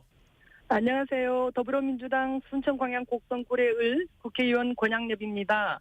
시간 내주셔서 감사합니다. 이렇게 인사드리게 돼서 반갑습니다. 네네. 네. 자, 오늘은 영광에서 이제 최고위원회 열렸고요. 내일은 민주당 지도부가 곡성군 찾는다고 들었습니다. 의원님은 지금 어디 계세요? 네, 오전에는 영광 현장 최고위원회 참석해서 영광 곡성 군수 후보자들하고 윤리서약. 네네. 예, 그다음 그 쌀값 안정화를 위한 정상화를 위한 간담회 같은 거 있었고요. 네네. 지금 저 지역구로 가고 있는 차 안에 있습니다. 네네. 내일 이제 또 지도부도 대거 오실 거기 때문에 뭐 이게 또 어떻게 맞는다는 서울 손님 맞는다는 그런 의미도 있을 것 같아요. 네, 내일 그 곡성에는 그 당 대표님만 오시고요. 지도부가 대거 오시습니다. 그렇군요. 오늘 영광에서 최고위원회를 하시면서 최고위원님들의 메시지들을 다 말씀을 하셨기 때문에 이번 선거의 중요성이나 우리 전남 양 그 재선거 보궐선거의 중요성들에 대해서 다 말씀을 주셔서요. 네. 대표님께서 먼저 곡성을 다녀가실 예정입니다. 이재명 대표께서 내일 곡성에 오신다는 말씀 해주셨고요. 네. 자, 권 의원님 오늘 현지 주민들 이제 또 만나셨을 텐데 아까 간담회도 있다 그러셨고요. 현장에서 네. 어떤 얘기들 주로 합니까? 이번 선거 관련해서. 네, 아마 기자님께서도 많이 들으셨겠지만 네네. 윤석열 정권 들어서 여러 경고등이 이렇게 켜지고 있습니다. 아시다시피 최악의 경제 성장률, 부채 증가, 그걸로 인한 경제 위기, 또 치솟는 물가, 어려워지는 청년 고용 자영업자 몰락으로 이어진 민생 위기, 지방 소멸 위기, 또 너무나 이번에 더웠잖아요. 네. 그래서 앞이 보이지 않는 미래 위기 등 주민들이 만날 때마다 한결같이 어렵다는 말씀들 많이 하시고요. 무엇보다도 오늘 또 간담회도 했습니다만 쌀값 정상화 시켜달라. 한우값 너무나 폭락하고 사료값은 너무나 비싸서 힘들다. 뭐 이런 말씀들 많이 하시더라고요. 네네. 저도 지역구 의원으로서 대단히 좀 송구스러운 마음이 들었습니다. 아, 네. 자. 권영엽 의원님 지역구가 아까 말씀하신 대로 전남 순천시, 광양시, 곡성군, 구례군, 을입니다. 되게 넓게 써요. 근데 네. 저기 면적으로 봐도 근데 사실은 이제 뭐 순천시, 광양시는 또 이제 포스코가 있는 도시고 약간 도시화된 데고 또 이제 도농 복합으로 아주 큰 지역구가 이제 저기 지역구신데 자 곡성구는 또 청취자들한테는 영화 곡성으로도 알려져 있는 곳이잖아요. 근데 곡성에서 이번 재선거 치러지는 이유가 뭡니까? 네, 살짝 오해의 소지가 영화 네네. 곡성을 많이 아시지만 사실은 곡성하면 세계 장미 축제도 열리고 예. 경진강 기차 마을도 유명하고 전국에서 가장 맛있는 당도도 높은 멜론도 많이 나고 하는 곳이거든요. 네. 청취자분들께서 많이 참고해 주셨으면 하고 지금 말씀 잘하셨습니다. 네네. 그다음에 재선거와 관련해서는 바로 전임 선거께서 곡성 군수의 그 부주의 때문이라고 생각합니다. 네. 아시다시피 곡성 군수가 2022년 6월 당선되고 나서 당선자 신분으로 선거사무소 관계자들하고 자원봉사자들과 함께 식사를 하면서 네. 식대를 내서 그 제공한 혐의로 사실 기소가 되었죠. 그렇군요. 그래서 1심에서는 벌금 90만 원을 선고받았는데 2심에서 당선 무효형인 200만 원을 선고받았고 뭐 대법원에서 상고 기각이 되었죠. 네, 그래서 이번 그렇군요. 선거를 치르게 되는데 곡성 국민들에게는 대단히 송구스럽게 생각합니다. 네. 자, 지금 이번 선거에 대해서 지금부터 본격적으로 좀 알아볼게요. 조국혁신당은 호남 지역 교두보 확보를 위해서 영광군수, 곡성군수 재선거에 이제 적극 나서고 있는 모양새입니다. 조국 대표 이런 얘기를 했어요. 특정 정당을 무조건 찍는 일은 없어져야 한다. 그게 정치 발전이고 지역 발전이다. 민주당 박지원 상임선대위원장은 호남은 한 정당에만 투표한다 운운은 은혜를 저버리고 호남을 무시하는 언행이다. 이렇게 이제 비난을 했고요. 자, 지나친 과열입니까? 경쟁에서 흔히 나타날 수 있는 모습입니까? 지나친 과열이라기보다는 뭐 선거에서 흔히 나타날 수 있는 그러한 그 발언들이라고 보는데 네네. 민심은 곧 천심이라고 했습니다. 유권자의 마음이 곧 하늘의 마음인데 자꾸 당대당 대결로 비춰지는 것 같아서 저는 지역위원장으로 대단히 안타깝습니다. 그래요? 이번 선거는 군수를 뽑는 선거입니다. 곡성에 봉사하고 곡성에 주민들이 행복한 곡성을 만들기 위해서 네. 새로운 일꾼을 뽑는 그런 선거입니다.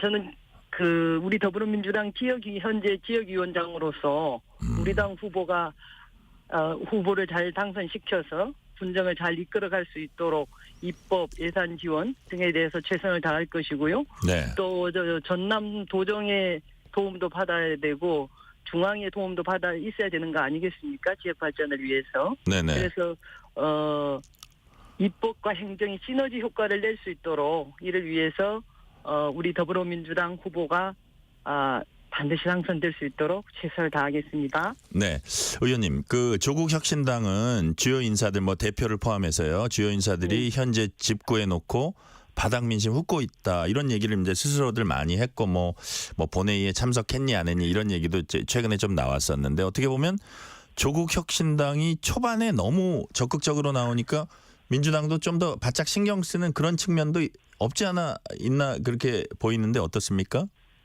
제가 잘 알죠. 우리 지역 상황에 대해서는. 네네. 근데 곡성 후에 뭐 한 달 살이 집을 구했다고 들었습니다만 저는 별로 그렇게 신경이 쓰이지 않습니다. 그리고 제가 그 뭐 대표님도 잘 알거든요. 거기 그 당 의원님들도 굉장히 잘 알고 그러시겠죠. 본회의장에서도 예. 바로 옆에 앉고 그래서 아주 친합니다. 네. 잘 아는데 보니까 일정들도 여기 뭐 집은 그 곡성읍에다가 구했다고 해서 들었고 알고 있습니다만은 네. 근데 뭐 주로 보니까 그 일정은 주로 보면 영광에서 많이들 보내고 계시는 것 같고 아, 그래요. 그리고 선거가 군수 선거인데 후보의 이름이라든가 후보의 얼굴이라든가 후보의 공약이라든가 그런 것은 잘 보이지 않고 그런 거예요. 그런데 네네. 국민들이 잘 압니다. 서울에서 온 분들 모습이 더 보여요?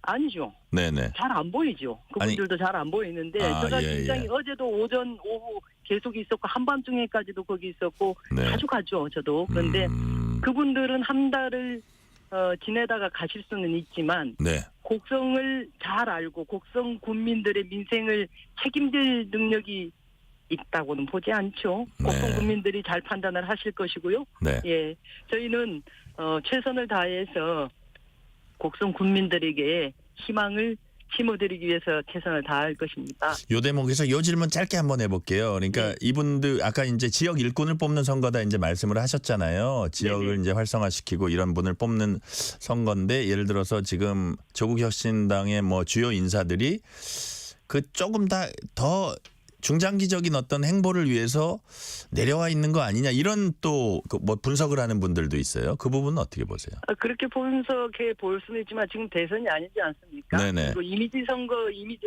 뭐 토란밭에 가서 이렇게 사진도 찍고 막 이런 거 하시던데요. 네네.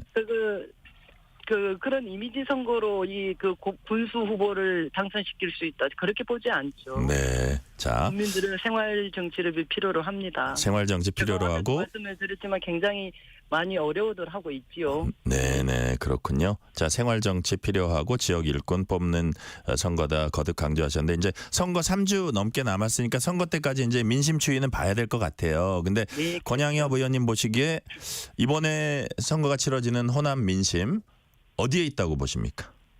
이번에 치러지는 호남 민심은 네.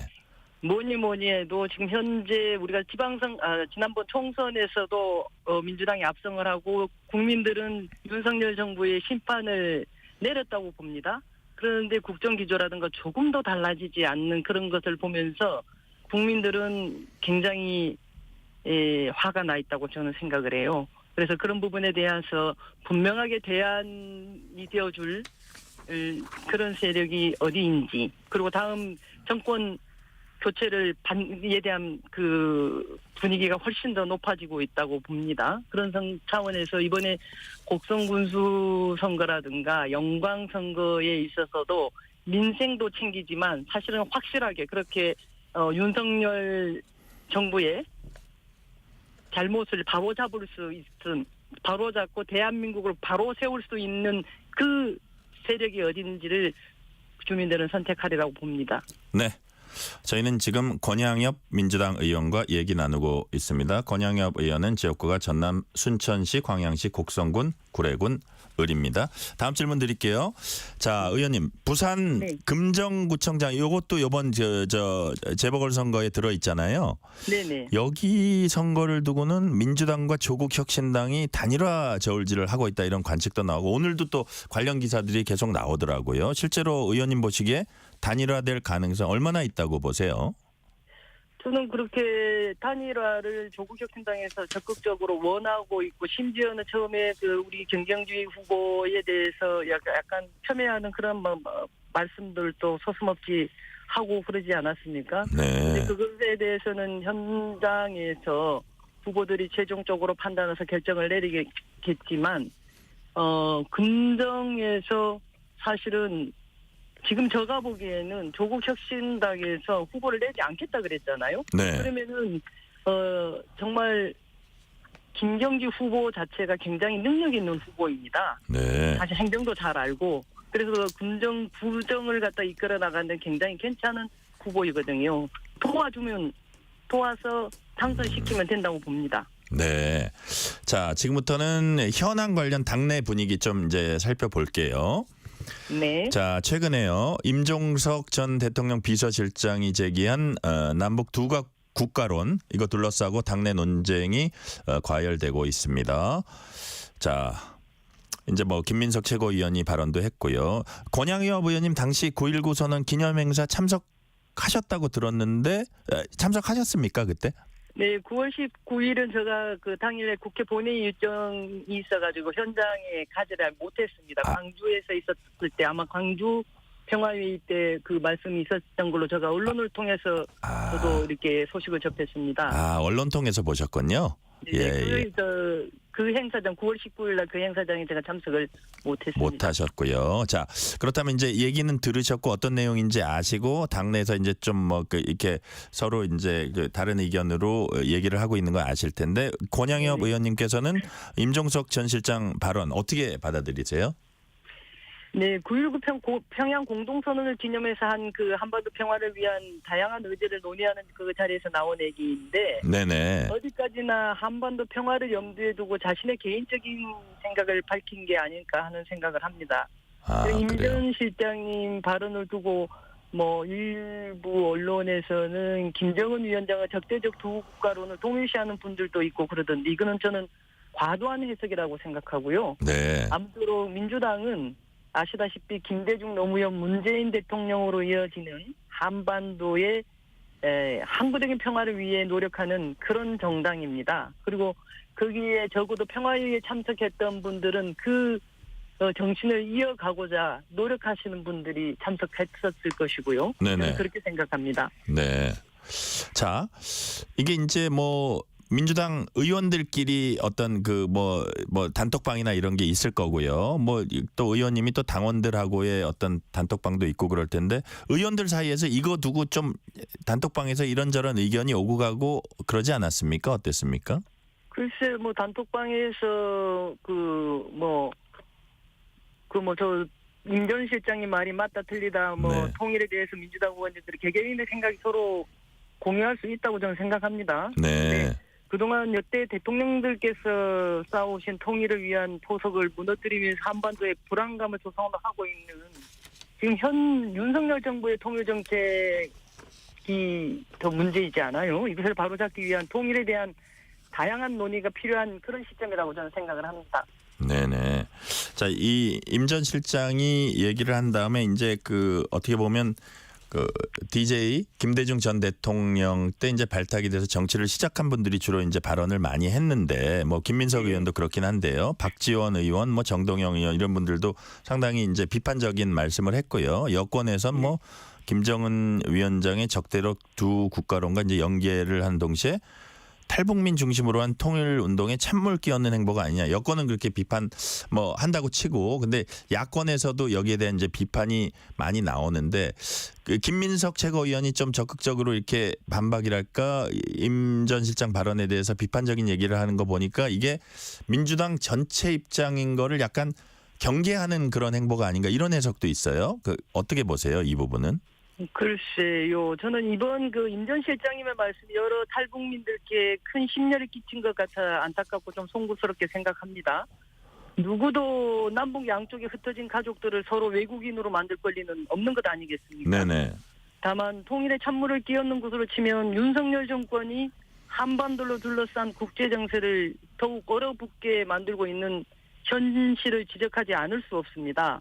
아시다시피 현 정부 들어서 9.19 군사합의가 파기됐죠. 한반도 비핵화 논의는 또 실종되었죠.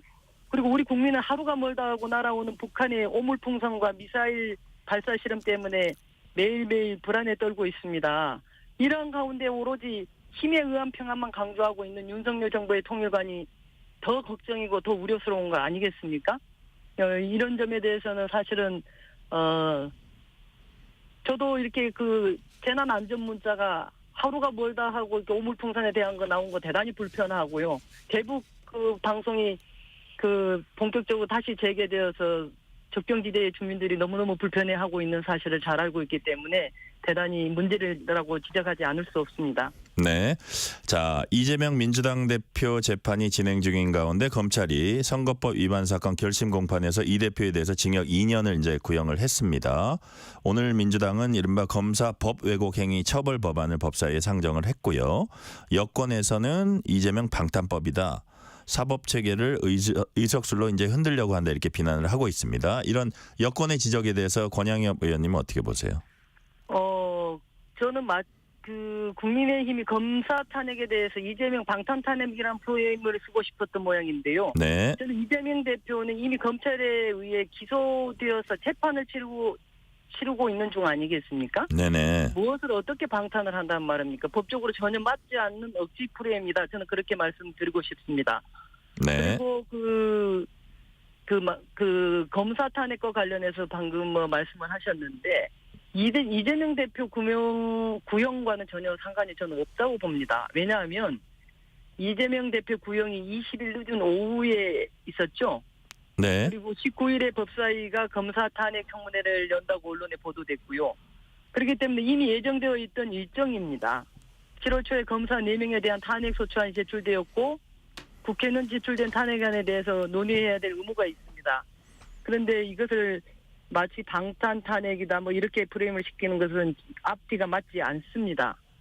그리고 네. 이제 검찰개혁 법안에 대해서도 말씀을 드리면 검찰개혁은 검찰개혁에 대해서는 21대 국회에서부터 민주당이 일관되게 주장했던 그런 법안 아니겠습니까? 네. 예, 검찰의 구형 하나를 주요 개혁 과제로 연결시키는 그런 검찰의 행위를 너무 과대평가하는 주장 아닌가 저는 그렇게 생각합니다. 자, 권 의원님은 소속 상임위가 산업통상자원 중소벤처기업위원회입니다. 산업부는 이제 원전 주무부처이기도 하죠. 이와 관련해서 윤 대통령이 최근 체코 방문을 통해서 원전 수출 의지를 재확인하고 협력 강화를 약속받았다 이렇게 발표를 했습니다. 자, 의원님은 대통령의 원전 관련 행보 어떻게 평가하십니까? 네, 이번에 윤석열 대통령께서 체코를 다녀오셨죠. 근데 가서 네. 설명을 하거나 그런 거 아니지 않습니까?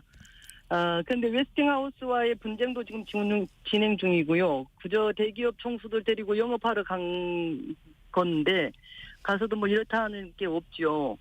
그런데 대통령실 고위 관계자는 체코 측의 머릿속에 한국 외에 다른 파트너는 없다는 것을 느꼈다라고 말씀을 하시는데 윤 정부에는 관심법을 쓰시는 분들이 많은 거 아닌가 하는 생각이 들어요. 사실은 이번 방금 기자님께서도 말씀하셨던 원전 말씀하셨다시피 체코 방문은 원전 수출 의지를 재확인하고 협력 강화를 약속한 그 이상도 그 이하도 아니라고 생각합니다. 정말 좀 큰 걱정이에요. 정말 잘 이렇게 원하는 대로 잘 됐으면 좋겠는데 지금은 현재 주의는 우선 협상 대상국일 뿐이거든요. 좀 더 진전이 있었으면 좋았을 텐데 하는 생각이 있습니다. 네, 민주당에선 내일 금융투자 소득세 도입 놓고 당론 정하기 위한 토론회 개최합니다. 자, 당내에서 찬반 양론이 좀 갈리고 있어요. 근데 권 의원님은 어떤 입장이십니까? 네, 그렇지 않아도 바로 내일 저희 당 내에서 의원총회를 소집했는데요. 네. 금융투자 소득세에 대해서 심도 깊은 토론이 예정되어 있습니다. 현재 당내에서는 시장의 불확실성을 고려해 일단 유예해야 한다는 유예팀과 네. 보완 후 시행해야 한다는 시행팀으로 나뉘어서 열띤 토론을 준비하고 있습니다. 저도 많은 찬반의 입장에 대한 일반인 시민들의 문자도 많이 받고 있고요. 네네. 그래서 토론을 통해서 정해진 방향으로 법안을 발의하고 향후 정책 의총을 거쳐서 당론화할 것으로 봅니다. 일단 내일 토론에서 구체적으로 어떤 내용들이 오고 갈지 주의 깊게 듣고 저도 입장을 가지려고 합니다. 네네. 자, 권 의원님은 최근 벌어진 이른바 TMF 사태 관련해서 주로 소상공인 피해 최소화를 위한 노력을 주문하신 걸로 알려졌습니다. 지금 TMF 피해 입은 소상공인들 구제 움직임 어디까지 와 있는지 또 추가적으로 어떤 대책 필요합니까? 네네. 저도 지난 7월 TMF 사태가 본격적으로 불거진 뒤에 더불어민주당에서 그 TMF 사태 대응 TF가 만들어졌었고요. 저도 네. 그 일원으로서 피해 소비자와 판매자분들을 만나도 받고 피해 보상과 재발 방지 대책 마련을 위해서 지금 함께 그 마음을 모으고 있는데요. 네. 이번 TMF 미정산 사태로 인해서 총 4만 8천 개의 업체가 입은 피해 규모가 1조 3천억 원에 다다릅니다. 네.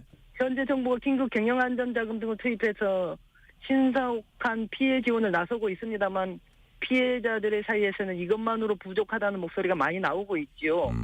이를테면 여러 부처에 지금 현재 그 다양한 정부가 대책을 내놓고 있지만 그 여러 부처에 산재해 있다 보니까 피해자들은 하루 종일 이곳저곳 전화를 돌리면서 발만 동동 굴르고 있고 또 제가 지난번에 그 예결위 결산 심사 때 당시 TMF 사태를 시작으로 AK몰, 인터파크 커머스 등으로 피해가 점점 확산되고 있는 만큼 총리실에서 그 원스톱 상담 창구를 만들어서 신속한 피해 상담과 지원이 이루어질 수 있도록 해야 된다고 촉구한 바가 있습니다만 네네.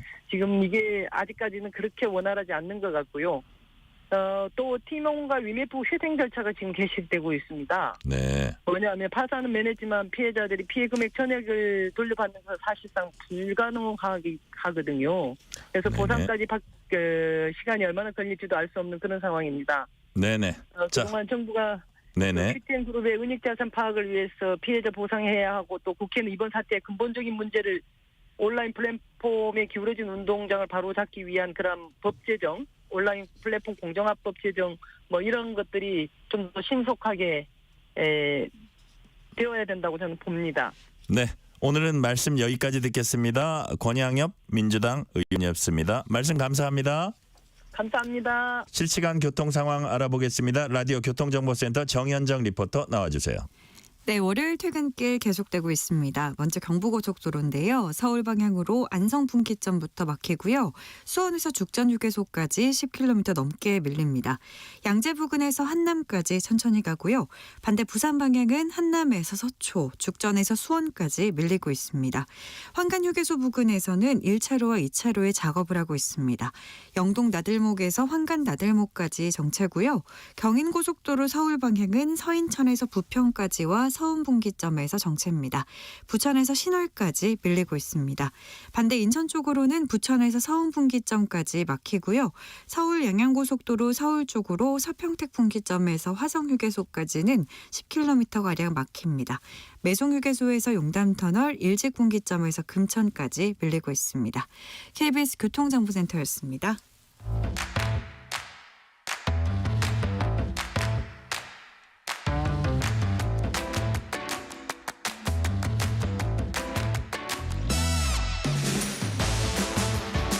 파고 또 파고 골라서 엄선한 뉴스만 전해드립니다. 파파뉴 코너. 오늘은 서은영 뉴스 큐레이터 나오셨습니다. 어서 오세요. 안녕하세요.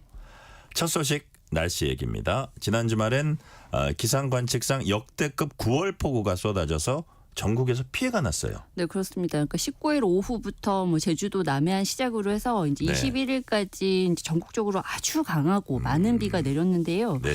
이렇게 많은 비가 내린 이유는 뭐 지금 이제 우리 이 여름 내내 한반도 상공에 이 고기압이 아주 단단하게 자리 잡고 있지 않았습니까? 네, 네. 근데 이제 9월이면 어쨌든 찬 공기가 이제 뒤덮어야 되는 시기가 됐는데 이 공기 둘이 싸운 거예요. 찬 공기와 따뜻한 공기가 이제 누가 서로 이제 이겼어요? 세력 다툼을 하다가 예. 결국에 이제 그 선을 따라서 이제 비구름이 형성됐는데 네. 여기에 이제 태풍으로 태풍 딱 전 단계라고 하는 열대저압부가 열하고 수증기를 옛다르게 거기에 던져준 거죠. 그렇군요. 그러면서 이제 이 엄청난 양의 이 물폭탄이 쏟아지게 된 겁니다. 그런데 이번 비로 이제 경남 창원 같은 경우에 정말 많은 양의 비가 내렸는데요.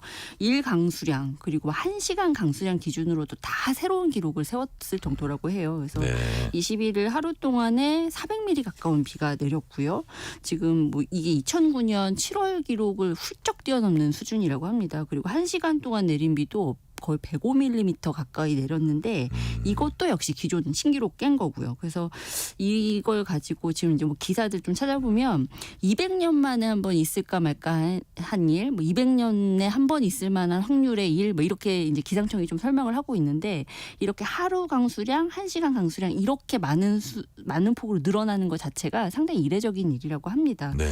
지금 이제 뭐 이게 뭐 창원만의 문제는 아니고요. 남부지방 일대, 남부 일대 다 좀 많은 비가 내렸었는데 그러다 보니까 이제 9월 1 강수량 최고치 기록 자체가 다 새로 쓰여진 곳이 굉장히 많아요. 그래서 대표적으로 뭐 부산, 거제 아마 뉴스에서 좀 비 많이 내린 지역이라고 좀 보셨을 텐데 네. 이런 곳들은 300mm 훌쩍 넘는 거의 뭐 400mm 육박하게 비 내리기도 왔군요. 했거든요. 그래서 네. 이러다 보니까 상당히 좀 기록이 바뀌는 일들이 벌어진 지난 주말이었다. 이렇게 좀 보실 수 있겠습니다.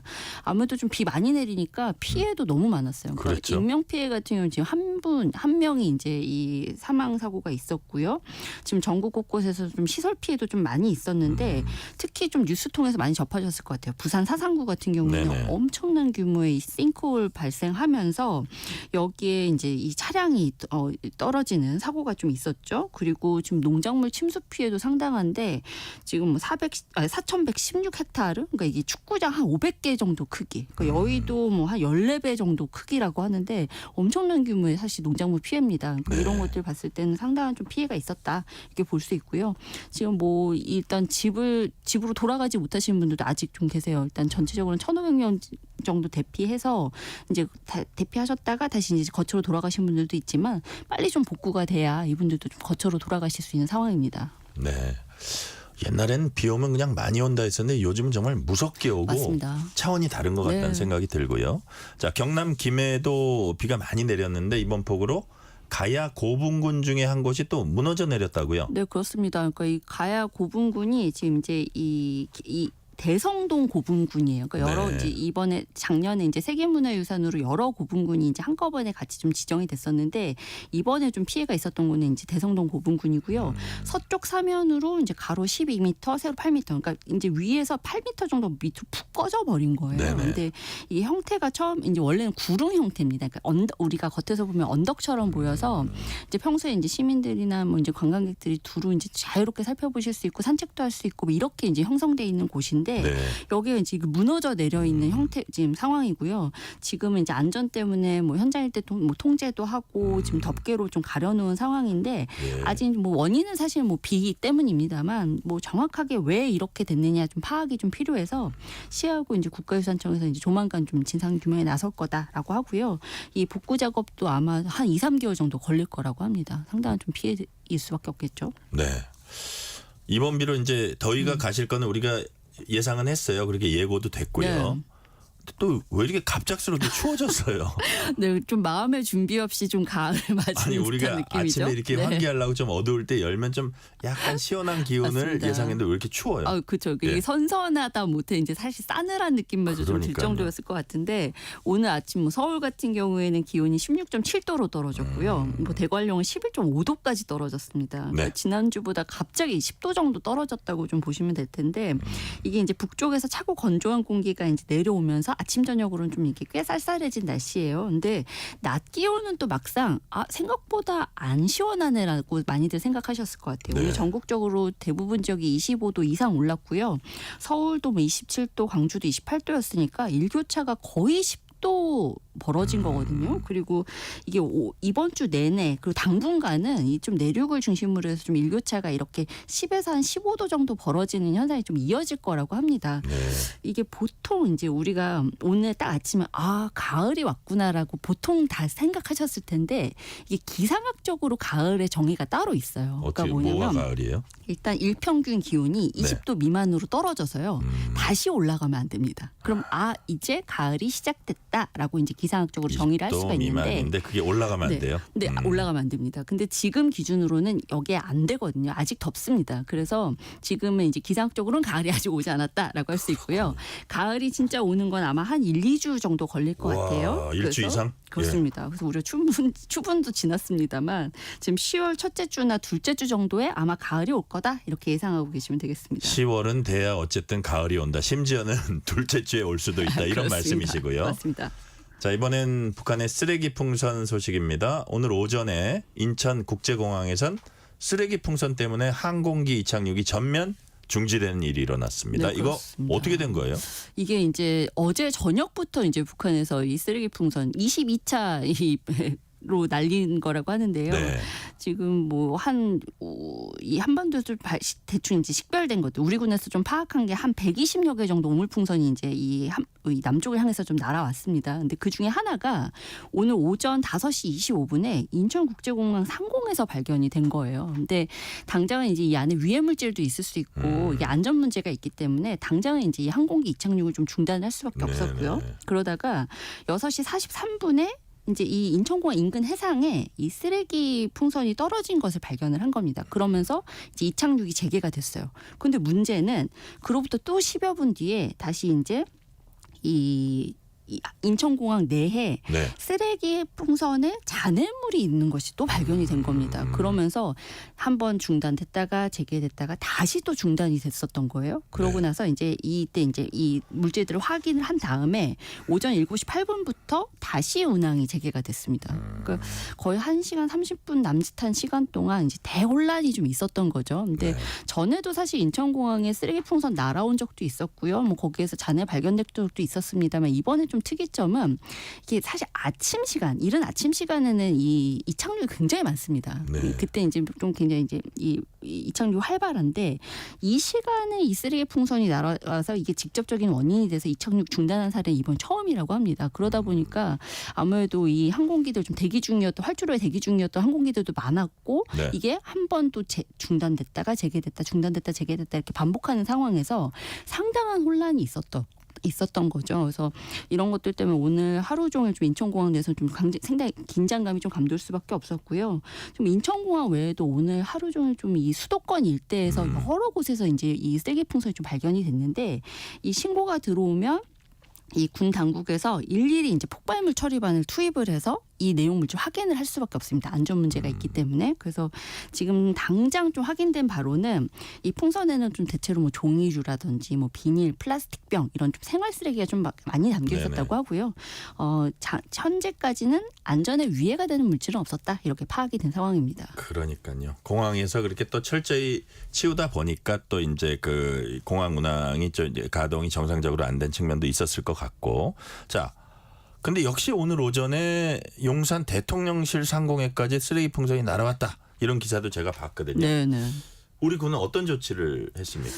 오늘 이제 이 합동참모본부에서 이제 이 국방부 기자단에 이제 메시지 좀 배포를 했습니다. 네네. 이 제목은 북한 쓰레기 풍선 살포 관련 우리 군 입장이었는데요.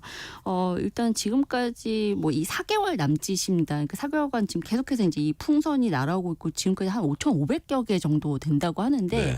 여기에 대해서 우리 군이 계속해서 유지한 원칙은 낙하 후 수거를 하는 게 원칙이었어요. 근데 일각에서는 이걸 좀 이제 공중에서 좀 터트려서 좀 제거를 해야 되는 거 아니냐. 그 공중 상공은 네. 어디예요? 북한 영토예요, 아니면 우리 영토예요? 뭐 둘 다입니다. 둘 다예요? 하지만 사실 근데 북한 상공에서 터트리면 그렇죠. 이건 도발행위죠. 그러니까 이거는 사실 이제 좀 문제가 될 수 있기 때문에 우리 상공이라는 거는 그렇다면은 좀 이렇게 사람이 살지 않는 곳에 터뜨려서 치운다. 그렇습니다. 그래서 이제 이렇게 좀 사전 대응하는 게 좀 필요하지 않냐라는 의견들이 좀 있었던 모양입니다. 근데 네네. 여기에 대해서 지금의 원칙을 좀 이어가는 것이 맞다. 이게 왜냐하면 안전 문제도 있고 더 큰 안전 문제가 벌어질 수 있기 때문에 이제 사실 네. 이제 그런 대응을 좀 할 수가 없는데 다만 이제 필요할 경우에 이 상황에 따라서 군사적 조치에 나서겠다 이렇게 좀 경고를 하긴 했습니다. 근데 그럼 어떤 상황에서 좀 이제 군사적 조치를 하겠다는 거냐? 이거는 이제 북한이 이제 계속된 쓰레기 풍선으로 우리 국민 안전에 심각한 위해가 발생할 경우 이럴 때 선을 넘었다고 판단이 될 때는 네. 우리도 대응을 할 예정이다. 이렇게 이제 경고 메시지를 좀 내놨고요. 오늘 뭐 이 쓰레기 풍선이 재차 좀 날아온 거에 대해서도 이게 정말 국제적으로 망신스럽고 치졸한 행위다. 이로 인해서 우리 국민에게 불편과 이 불안감을 조성해서 남남 갈등 유발하려는 저급한 행위다. 이렇게 좀 규탄하는 목소리를 내기도 했습니다. 네. 서울시 교육감 보궐선거가 3주 앞으로 다가왔습니다. 보수 진영과 진보 진영 모두 후보 단일화 작업 진행 중이죠? 네, 그렇습니다. 이게 3주 앞이라고 하지만 사실 후보 등록이 26일, 27일이에요. 네. 그러니까 사실 이제 단일화 작업을 진행 중인 양 진영으로서는 굉장히 지금 시간이 별로 남아있지 않은 상황인데요. 지금 이제 진보 진영 같은 경우는 지난 주말에 이 단일화를 위한 1차 경선이 진행이 됐고 결과가 나왔습니다. 네. 강신만 전 전교조 부위원장, 정근식 서울대 명예교수, 홍재남 전 오류중 교장 이렇게 3명의 후보로 압축이 됐는데요. 광노현 전 서울시 교육감 그리고 안승문 전 서울시 교육위원은 이번 경선으로 탈락을 한 겁니다. 네. 이 앞서서 이 추진위가 만 14세 이상 서울 시민들로 구성된 추진위원회 이 모바일 현장 투표 이렇게 21일부터 이틀간 이 현장 투표 좀 진행을 했는데 이때 이제 참여한 투표자들이 한 5,000명 정도, 5,300명 정도가 이제 투표에 참여를 해서 이 최종 투표율이 한 71% 정도 좀 넘었다고 해요. 그리고 이제 추진위원 같은 경우 9,000명 넘게 좀 참여를 했는데 이들이 이제 어떻게 투표를 했느냐, 어떤 여론조사 결과나 이 투표 결과나 이런 것들을 세부적으로 좀 밝혀지진 않았습니다. 그러니까 네. 누가 1위고 누가 2위고 누가 3위인지는 밝혀지진 않았지만 어쨌든 3명의 후보로 좀 추려졌다 이런 네. 소식이 나왔습니다. 자, 곽 전 교육감의 경우 기존에 이제 후보 선호도 조사에서 1위도 차지한 적이 있었는데 이제 결국 탈락을 했고요. 자, 시간 관계상 보수 진영 살펴볼게요. 보수 진영은 어떻게 진행되고 있습니까? 지금 보수 진영 같은 경우에도 후보 3명의 단일화를 추진하고 있어요. 네네. 근데 지금 이제 뭐 사실 진보 진영 같은 경우에도 지금 이제 3명으로 압축됐다고는 하지만 후보 난립 이슈가 계속 있습니다. 이 단일화 과정에 참여하지 않는 사람들도 있고 그러다 보니까 지금 일단 이제 뭐 선거 과정에서도 상당히 이제 지금 이제 광련 후보가 떨어지면서 이제 좀 잡음도 계속 있는 상황이고요. 네네네. 근데 지금 보수 진영도 좀 비슷한 양상이에요. 그래서 보수 진영도 지금 단일화 작업은 단일화 작업대로 진행되고 있지만 그 외에도 또 사실 후보가 좀 난립해 있는 상황이거든요. 보수 진영이 그 전에도 보면 단일화가 잘 안 된 사례가 많았었죠. 맞습니다. 네. 그래서 이번에도 역시 이 후보 등록 과정까지도 상당히 좀 지난한 과정이 예상이 된다. 이렇게 얘기가 나오고 있습니다. 네. 오늘은 여기까지 말씀 듣겠습니다. 지금까지 서은영 뉴스 큐레이터였습니다. 말씀 감사합니다. 네, 감사합니다.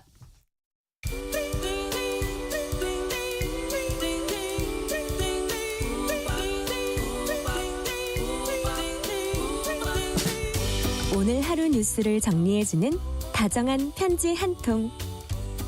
KBS 1라디오 뉴스레터 K.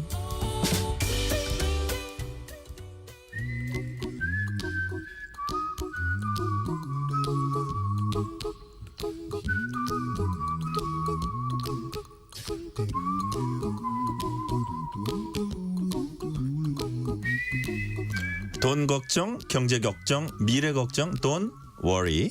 전문가와 함께 모든 경제 걱정 해소해드리는 시간입니다. 오늘도 권혁중 경제평론가 나오셨습니다. 어서 오세요. 네, 안녕하십니까. 자, 우리 시간으로 지난 19일 미국 연방준비제도가 기준금리를 인하했습니다. 네. 비컷이었습니다. 그 다음 날 뉴욕 증시가 사상 최고치로 마감했습니다. 비컷이 오히려 경제 침체 징후 아니냐 이런 의견도 일부 있었는데 그래도 낙관적인 전망이 우세했다. 네. 이렇게 봐야 합니까? 그렇죠. 이게 지금 보면 시장은 좀 낙관하고 있다 이렇게 좀 평가를 해보겠는데 네. 일단 비컷 그러니까 미국의 이제 금리 인하가 나와 무슨 상관이 있을까? 이거를 먼저 좀 정리하고 가야 될 것 같아요. 네. 이게 들으시는 분들이 상관이 무지하게 있죠. 무지하게 있죠, 사실. 왜냐하면 첫 번째는 사실 경기 부양의 신호로 우리가 읽을 수 있거든요. 그러니까 사실상 고금리 상태에 있다 보니까 굉장히 어려워하시는 분들이 굉장히 많았잖아요. 네. 우리나라도 그렇고요, 마찬가지로. 그래서 금리를 인하한다는 얘기는 사실상 이제 경기를 살린다 이렇게 이해하시면 되겠고 두 번째로는 이제 대출 있으신 분들은 대출 금리가 인하가 되겠죠, 당연히. 그래서 좀 시간은 걸리겠지만 일단 대출 금리가 전반적으로 인하되는 효과가 가져올 것이고. 어쨌든 희소식이네요. 그 네, 부분도. 그렇죠. 네, 금리 인하가 단행한다는 대하면 기준금리가요. 세 번째로는 자산 시장의 변화가 오죠. 그러니까 기준금리가 내려간다 그러면 역시나 주식 시장이라든지 부동산 시장 이쪽으로 훈풍이 붑니다. 그래서 아마 지금 부동산 투자라든지 부동산에서 관심 있는 분들은 사실 굉장히 기대를 많이 하고 있는 사실 시기거든요. 그래서 이러한 부분들이 이제 우리 일상에 크나큰 영향을 미치는데 근데 우리가 금리를 인하하기 앞서서 미국이 먼저 금리를 인하를 해줬어야 돼요. 그래서 이번에 이제 미국이 금리를 인하를 하는데 시장의 예상은 0.25%포인트 정도 인하할 거야. 아니야. 0.5%포인트 정도 인하할 거야. 이게 반반이었는데 네네. 결국에는 B컷 그러니까 크게 인하를 했습니다. 그래서 시장은 이거 보고서는 이제는 당일 날에는요 주가가 좀 빠졌어요. 당일 날은 근데 그 다음 날 그 말씀하신 것처럼 그 다음 날은 사실상 주가가 올랐습니다. 그래서 시장은 좀 낙관적으로 보고 있는 부분이고 다만 그런 건 있습니다. 이제는 그 연준 위원이 이제는 투표권을 가지고 있는 이사들이 투표를 했는데 한 명이 아니야 0.5% 포인트 인하는 좀 과도해 0.25% 포인트 정도 인하는 게 맞아라고 반대 의견을 냈었어요. 그래서 이게 사실상 2005년 이후에 19년 만에 처음입니다. 그러니까 합의가 안 됐던 거죠. 그 정도로 사실 이번에 이제 금리 인하는 과거와 좀 사뭇 다르다. 그래서 우리는 시장에서는 이런 거를 매파적 B컷이라고 보통 얘기합니다. 그러니까 비둘기파적인 B컷이 아니라 그 완전히 통화 정책을 완화하겠다 이런 것이 아니라 약간 B컷은 했긴 했는데 완화하겠다고 얘기는 했는데 매파적 성격이 조금 녹여져 있다라고 이제 판단을 하고 있고요. 그래서 일단은 시장은 좀 낙관하고 있는 분위기라고 좀 말씀을 드리겠습니다. 시장은 낙관하고 있다. 특히 그동안 기술주가 한참 이제 힘을 못 썼었어요. 그런데 이번엔 기술주가 다시 올랐습니다. 그것도 역시 이제 그 이유를 말하면 이렇게 훈풍이 부는 큰 분위기 속에서 가는 건가요? 일단은 기준금리가 인하된다라고 본다 그러면 일단 사실상 이제는 경기 부양이 되는 거잖아요. 그러면 우리가 밀접한 환경들이 변화가 됩니다. 한마디로 돈이 돌기 시작하죠. 그럼 우리가 생활과 밀접한 종목들이 같이 오르게 돼요. 대부분이 이제 기술주입니다. 사실상 이제 투자자들이 낮은 금리로 이제는 무엇을 투자할까를 본다 그러면 기술주에 많이 투자하시거든요. 그래서 우리가 그냥 공식화돼 있는 내용인데 금리 인하가 돼. 그럼 가장 먼저 수혜를 받는 게 기술주야. 이렇게 이제 투자자들이 인식을 하고 있죠. 그래서 이제는 그동안 기술주들이 거품 논란이 있었어요. 매그니피센트 세븐이 사실상 주도를 하고는 있었지만 그래도 거품 논란이 일어나면서 막 속수무책으로 빠졌거든요. 이런 상황에서 이제 금리 인하 그것도 크게 일어나를 했습니다. 그래서 이제 기술주에 대한 수혜가 일어날 거야라고 지금 시장은 이제 판단하고 있고 실제 나스닥의 시장을 본다 그러면 이제 현재 시간으로 18일 같은 경우에는 좀 빠졌죠. 그러다가 19일 올랐고요. 뭐 지난 금요일이었습니다. 20일은 소폭 좀 빠졌는데 결국에는 뭐 시장에서는 낙관적으로 보고 있어서 올랐을 때가 2.51% 올랐거든요. 19일에. 그래서 크게 올랐어요. 그래서 아마 나스닥 기술주 중심의 나스닥 지수가 뭐 가장 큰 수혜를 받지 않을까. 뭐 지금도 사상 최대입니다. 지금. 근데 여기보다 더 올라갈 가능성이 있다라고 지금 시장에서는 좀 판단하고 있습니다. 우리나라 투자자들 이 부분 이제 궁금하신 분들 많을 텐데 미국 기술주 오르면은 우리나라 삼성전자, SK 하이닉스 주가 영향 미치겠죠? 근데 지금 이게 굉장히 어려워요. 사실 이게 삼성전자, SK하이닉스 투자하신 분들은 다 공감하실 텐데 삼성전자가 계속 빠지고 있거든요. 그러니까 주 요인이 외국인들이 정말 많이 팝니다. 그래서 지금 뭐 우리들끼리 얘네 시장에서 얘기하는 거는 우리가 모르는 게 뭔가 있나 이런 말이 나올 정도예요. 사실 왜냐하면 외국인들이 지금 며칠을 매도한지 모르겠어요. 그것도 금액도 굉장히 크게 매도하거든요. 그러니까 다른 주가들은 다 오르고 있는데 B컷 이후에도 계속 보여지는 계속 빠집니다. 그 그래서 상황이에요. 그래서 이제는 외국인들이 이제는 물론 우리나라 시장을 떠나는 건 아니에요. 뭐 2차 전지주라든지 뭐 다른 종목들을 이제 매수를 하고 있는데 삼성전자에서 다 빼고 다른 걸 산단 말이에요. 그래서 이게 너무 심하니까 우리가 모르는 게 뭔가 있나라는 의구점이 들 정도로 그렇다고 해서 또 지금이 찬스다 이렇게 또 강력하게 얘기하기도 또 약간 신중해야 되잖아요. 그렇죠. 되게 신중할 수밖에 없어요. 그래서 제가 이게 뭐 금리가 되니까 뭐 반도체주가 더 순풍이 불 거라고 차마 말씀을 이제는 못 드리는 거죠. 그래서 정말로 이제 시그널을 좀 보시면서 이제 봐야 되겠다라고 말씀을 드리겠고 일단 지금 SK하이닉스가 물론 뭐 오늘은 올랐지만은 사실상 그 얼마 전에 모건 스탠리가 보고서를 하나 냈습니다. 그래서 뭐 반도체주에 대한 겨울이 다가오고 있다 이런 얘기를 하면서 비중 축소를 얘기했거든요. 이게 정말 시장을 강타했었어요. 그래서 뭐 SK하이닉스 주가가 6% 넘게 이제 당일 빠지기도 했었는데 그런 이유를 그런 얘기를 했습니다. 뭐 스마트폰이나 PC, 정보통신 장비 수요 부진이 일어난다. 수요 부진이니까 반도체가 쓸 일 없겠죠. 그러니까 이제 반도체는 이제 앞으로 빠질 거야. 그리고 특히 레거시 반도체라고 얘기하는 D램, 낸드 플래시 이런 거. 그러니까 요게 지금 단가가 좀 떨어졌습니다. 그러다 보니까 반도체 업황이 좀 안 좋아질 거야라고 지금 얘기를 하고 있고 그다음에 아까 말씀드렸던 AI 거품론 이런 것 때문에 모건 스탠리가 사실 비중 SK하이닉스에 대해서 비중 축소 그러니까 반도체 좀 어려워질 거야라고 얘기를 했거든요. 근데 반발도 만만치 않아요. 우리나라의 그 증권가에서 지금 반발하는 목소리도 많이 있고 그래서 일단은 지금 흐름은 좀 불안한 흐름은 있긴 있다라고 좀 말씀을 드립니다. 지금 이제 기술주 우리나라 대표적인 기술주 말씀을 했는데 전반적인 우리 증시 이게 이제 반응이 없는 편입니다. 지금 이거 왜 그래요? 이게 삼성전자가 빠지면요. 네. 일단 코스피 지수가 오를 수가 없어요. 왜 그러냐면 삼성전자 시총이 코스피의 전체 20%를 담당합니다. 그러니까 SK 하이닉스가 하면 한 8%까지 되거든요. 네. 그러면 두 종목이 빠진다 그러면 기본적으로는 삼성전자가 빠졌으니까 주가가 이거 오를 수는 없다. 네, 이게 사실상 그렇거든요. 그것도 외국인들이 계속 연일 매도세를 던지고 있어서 사실상 지금 뭐 코스피 지수로 본다 그러면은 뭐 오늘도 소폭 올랐거든요. 네. 그러니까 사실상 이게 완전 금리가 이렇게 비컷이 되고 금리 인하 훈풍이 있고 이러면 사실 우리나라도 훈풍을 받아야 되는데 예.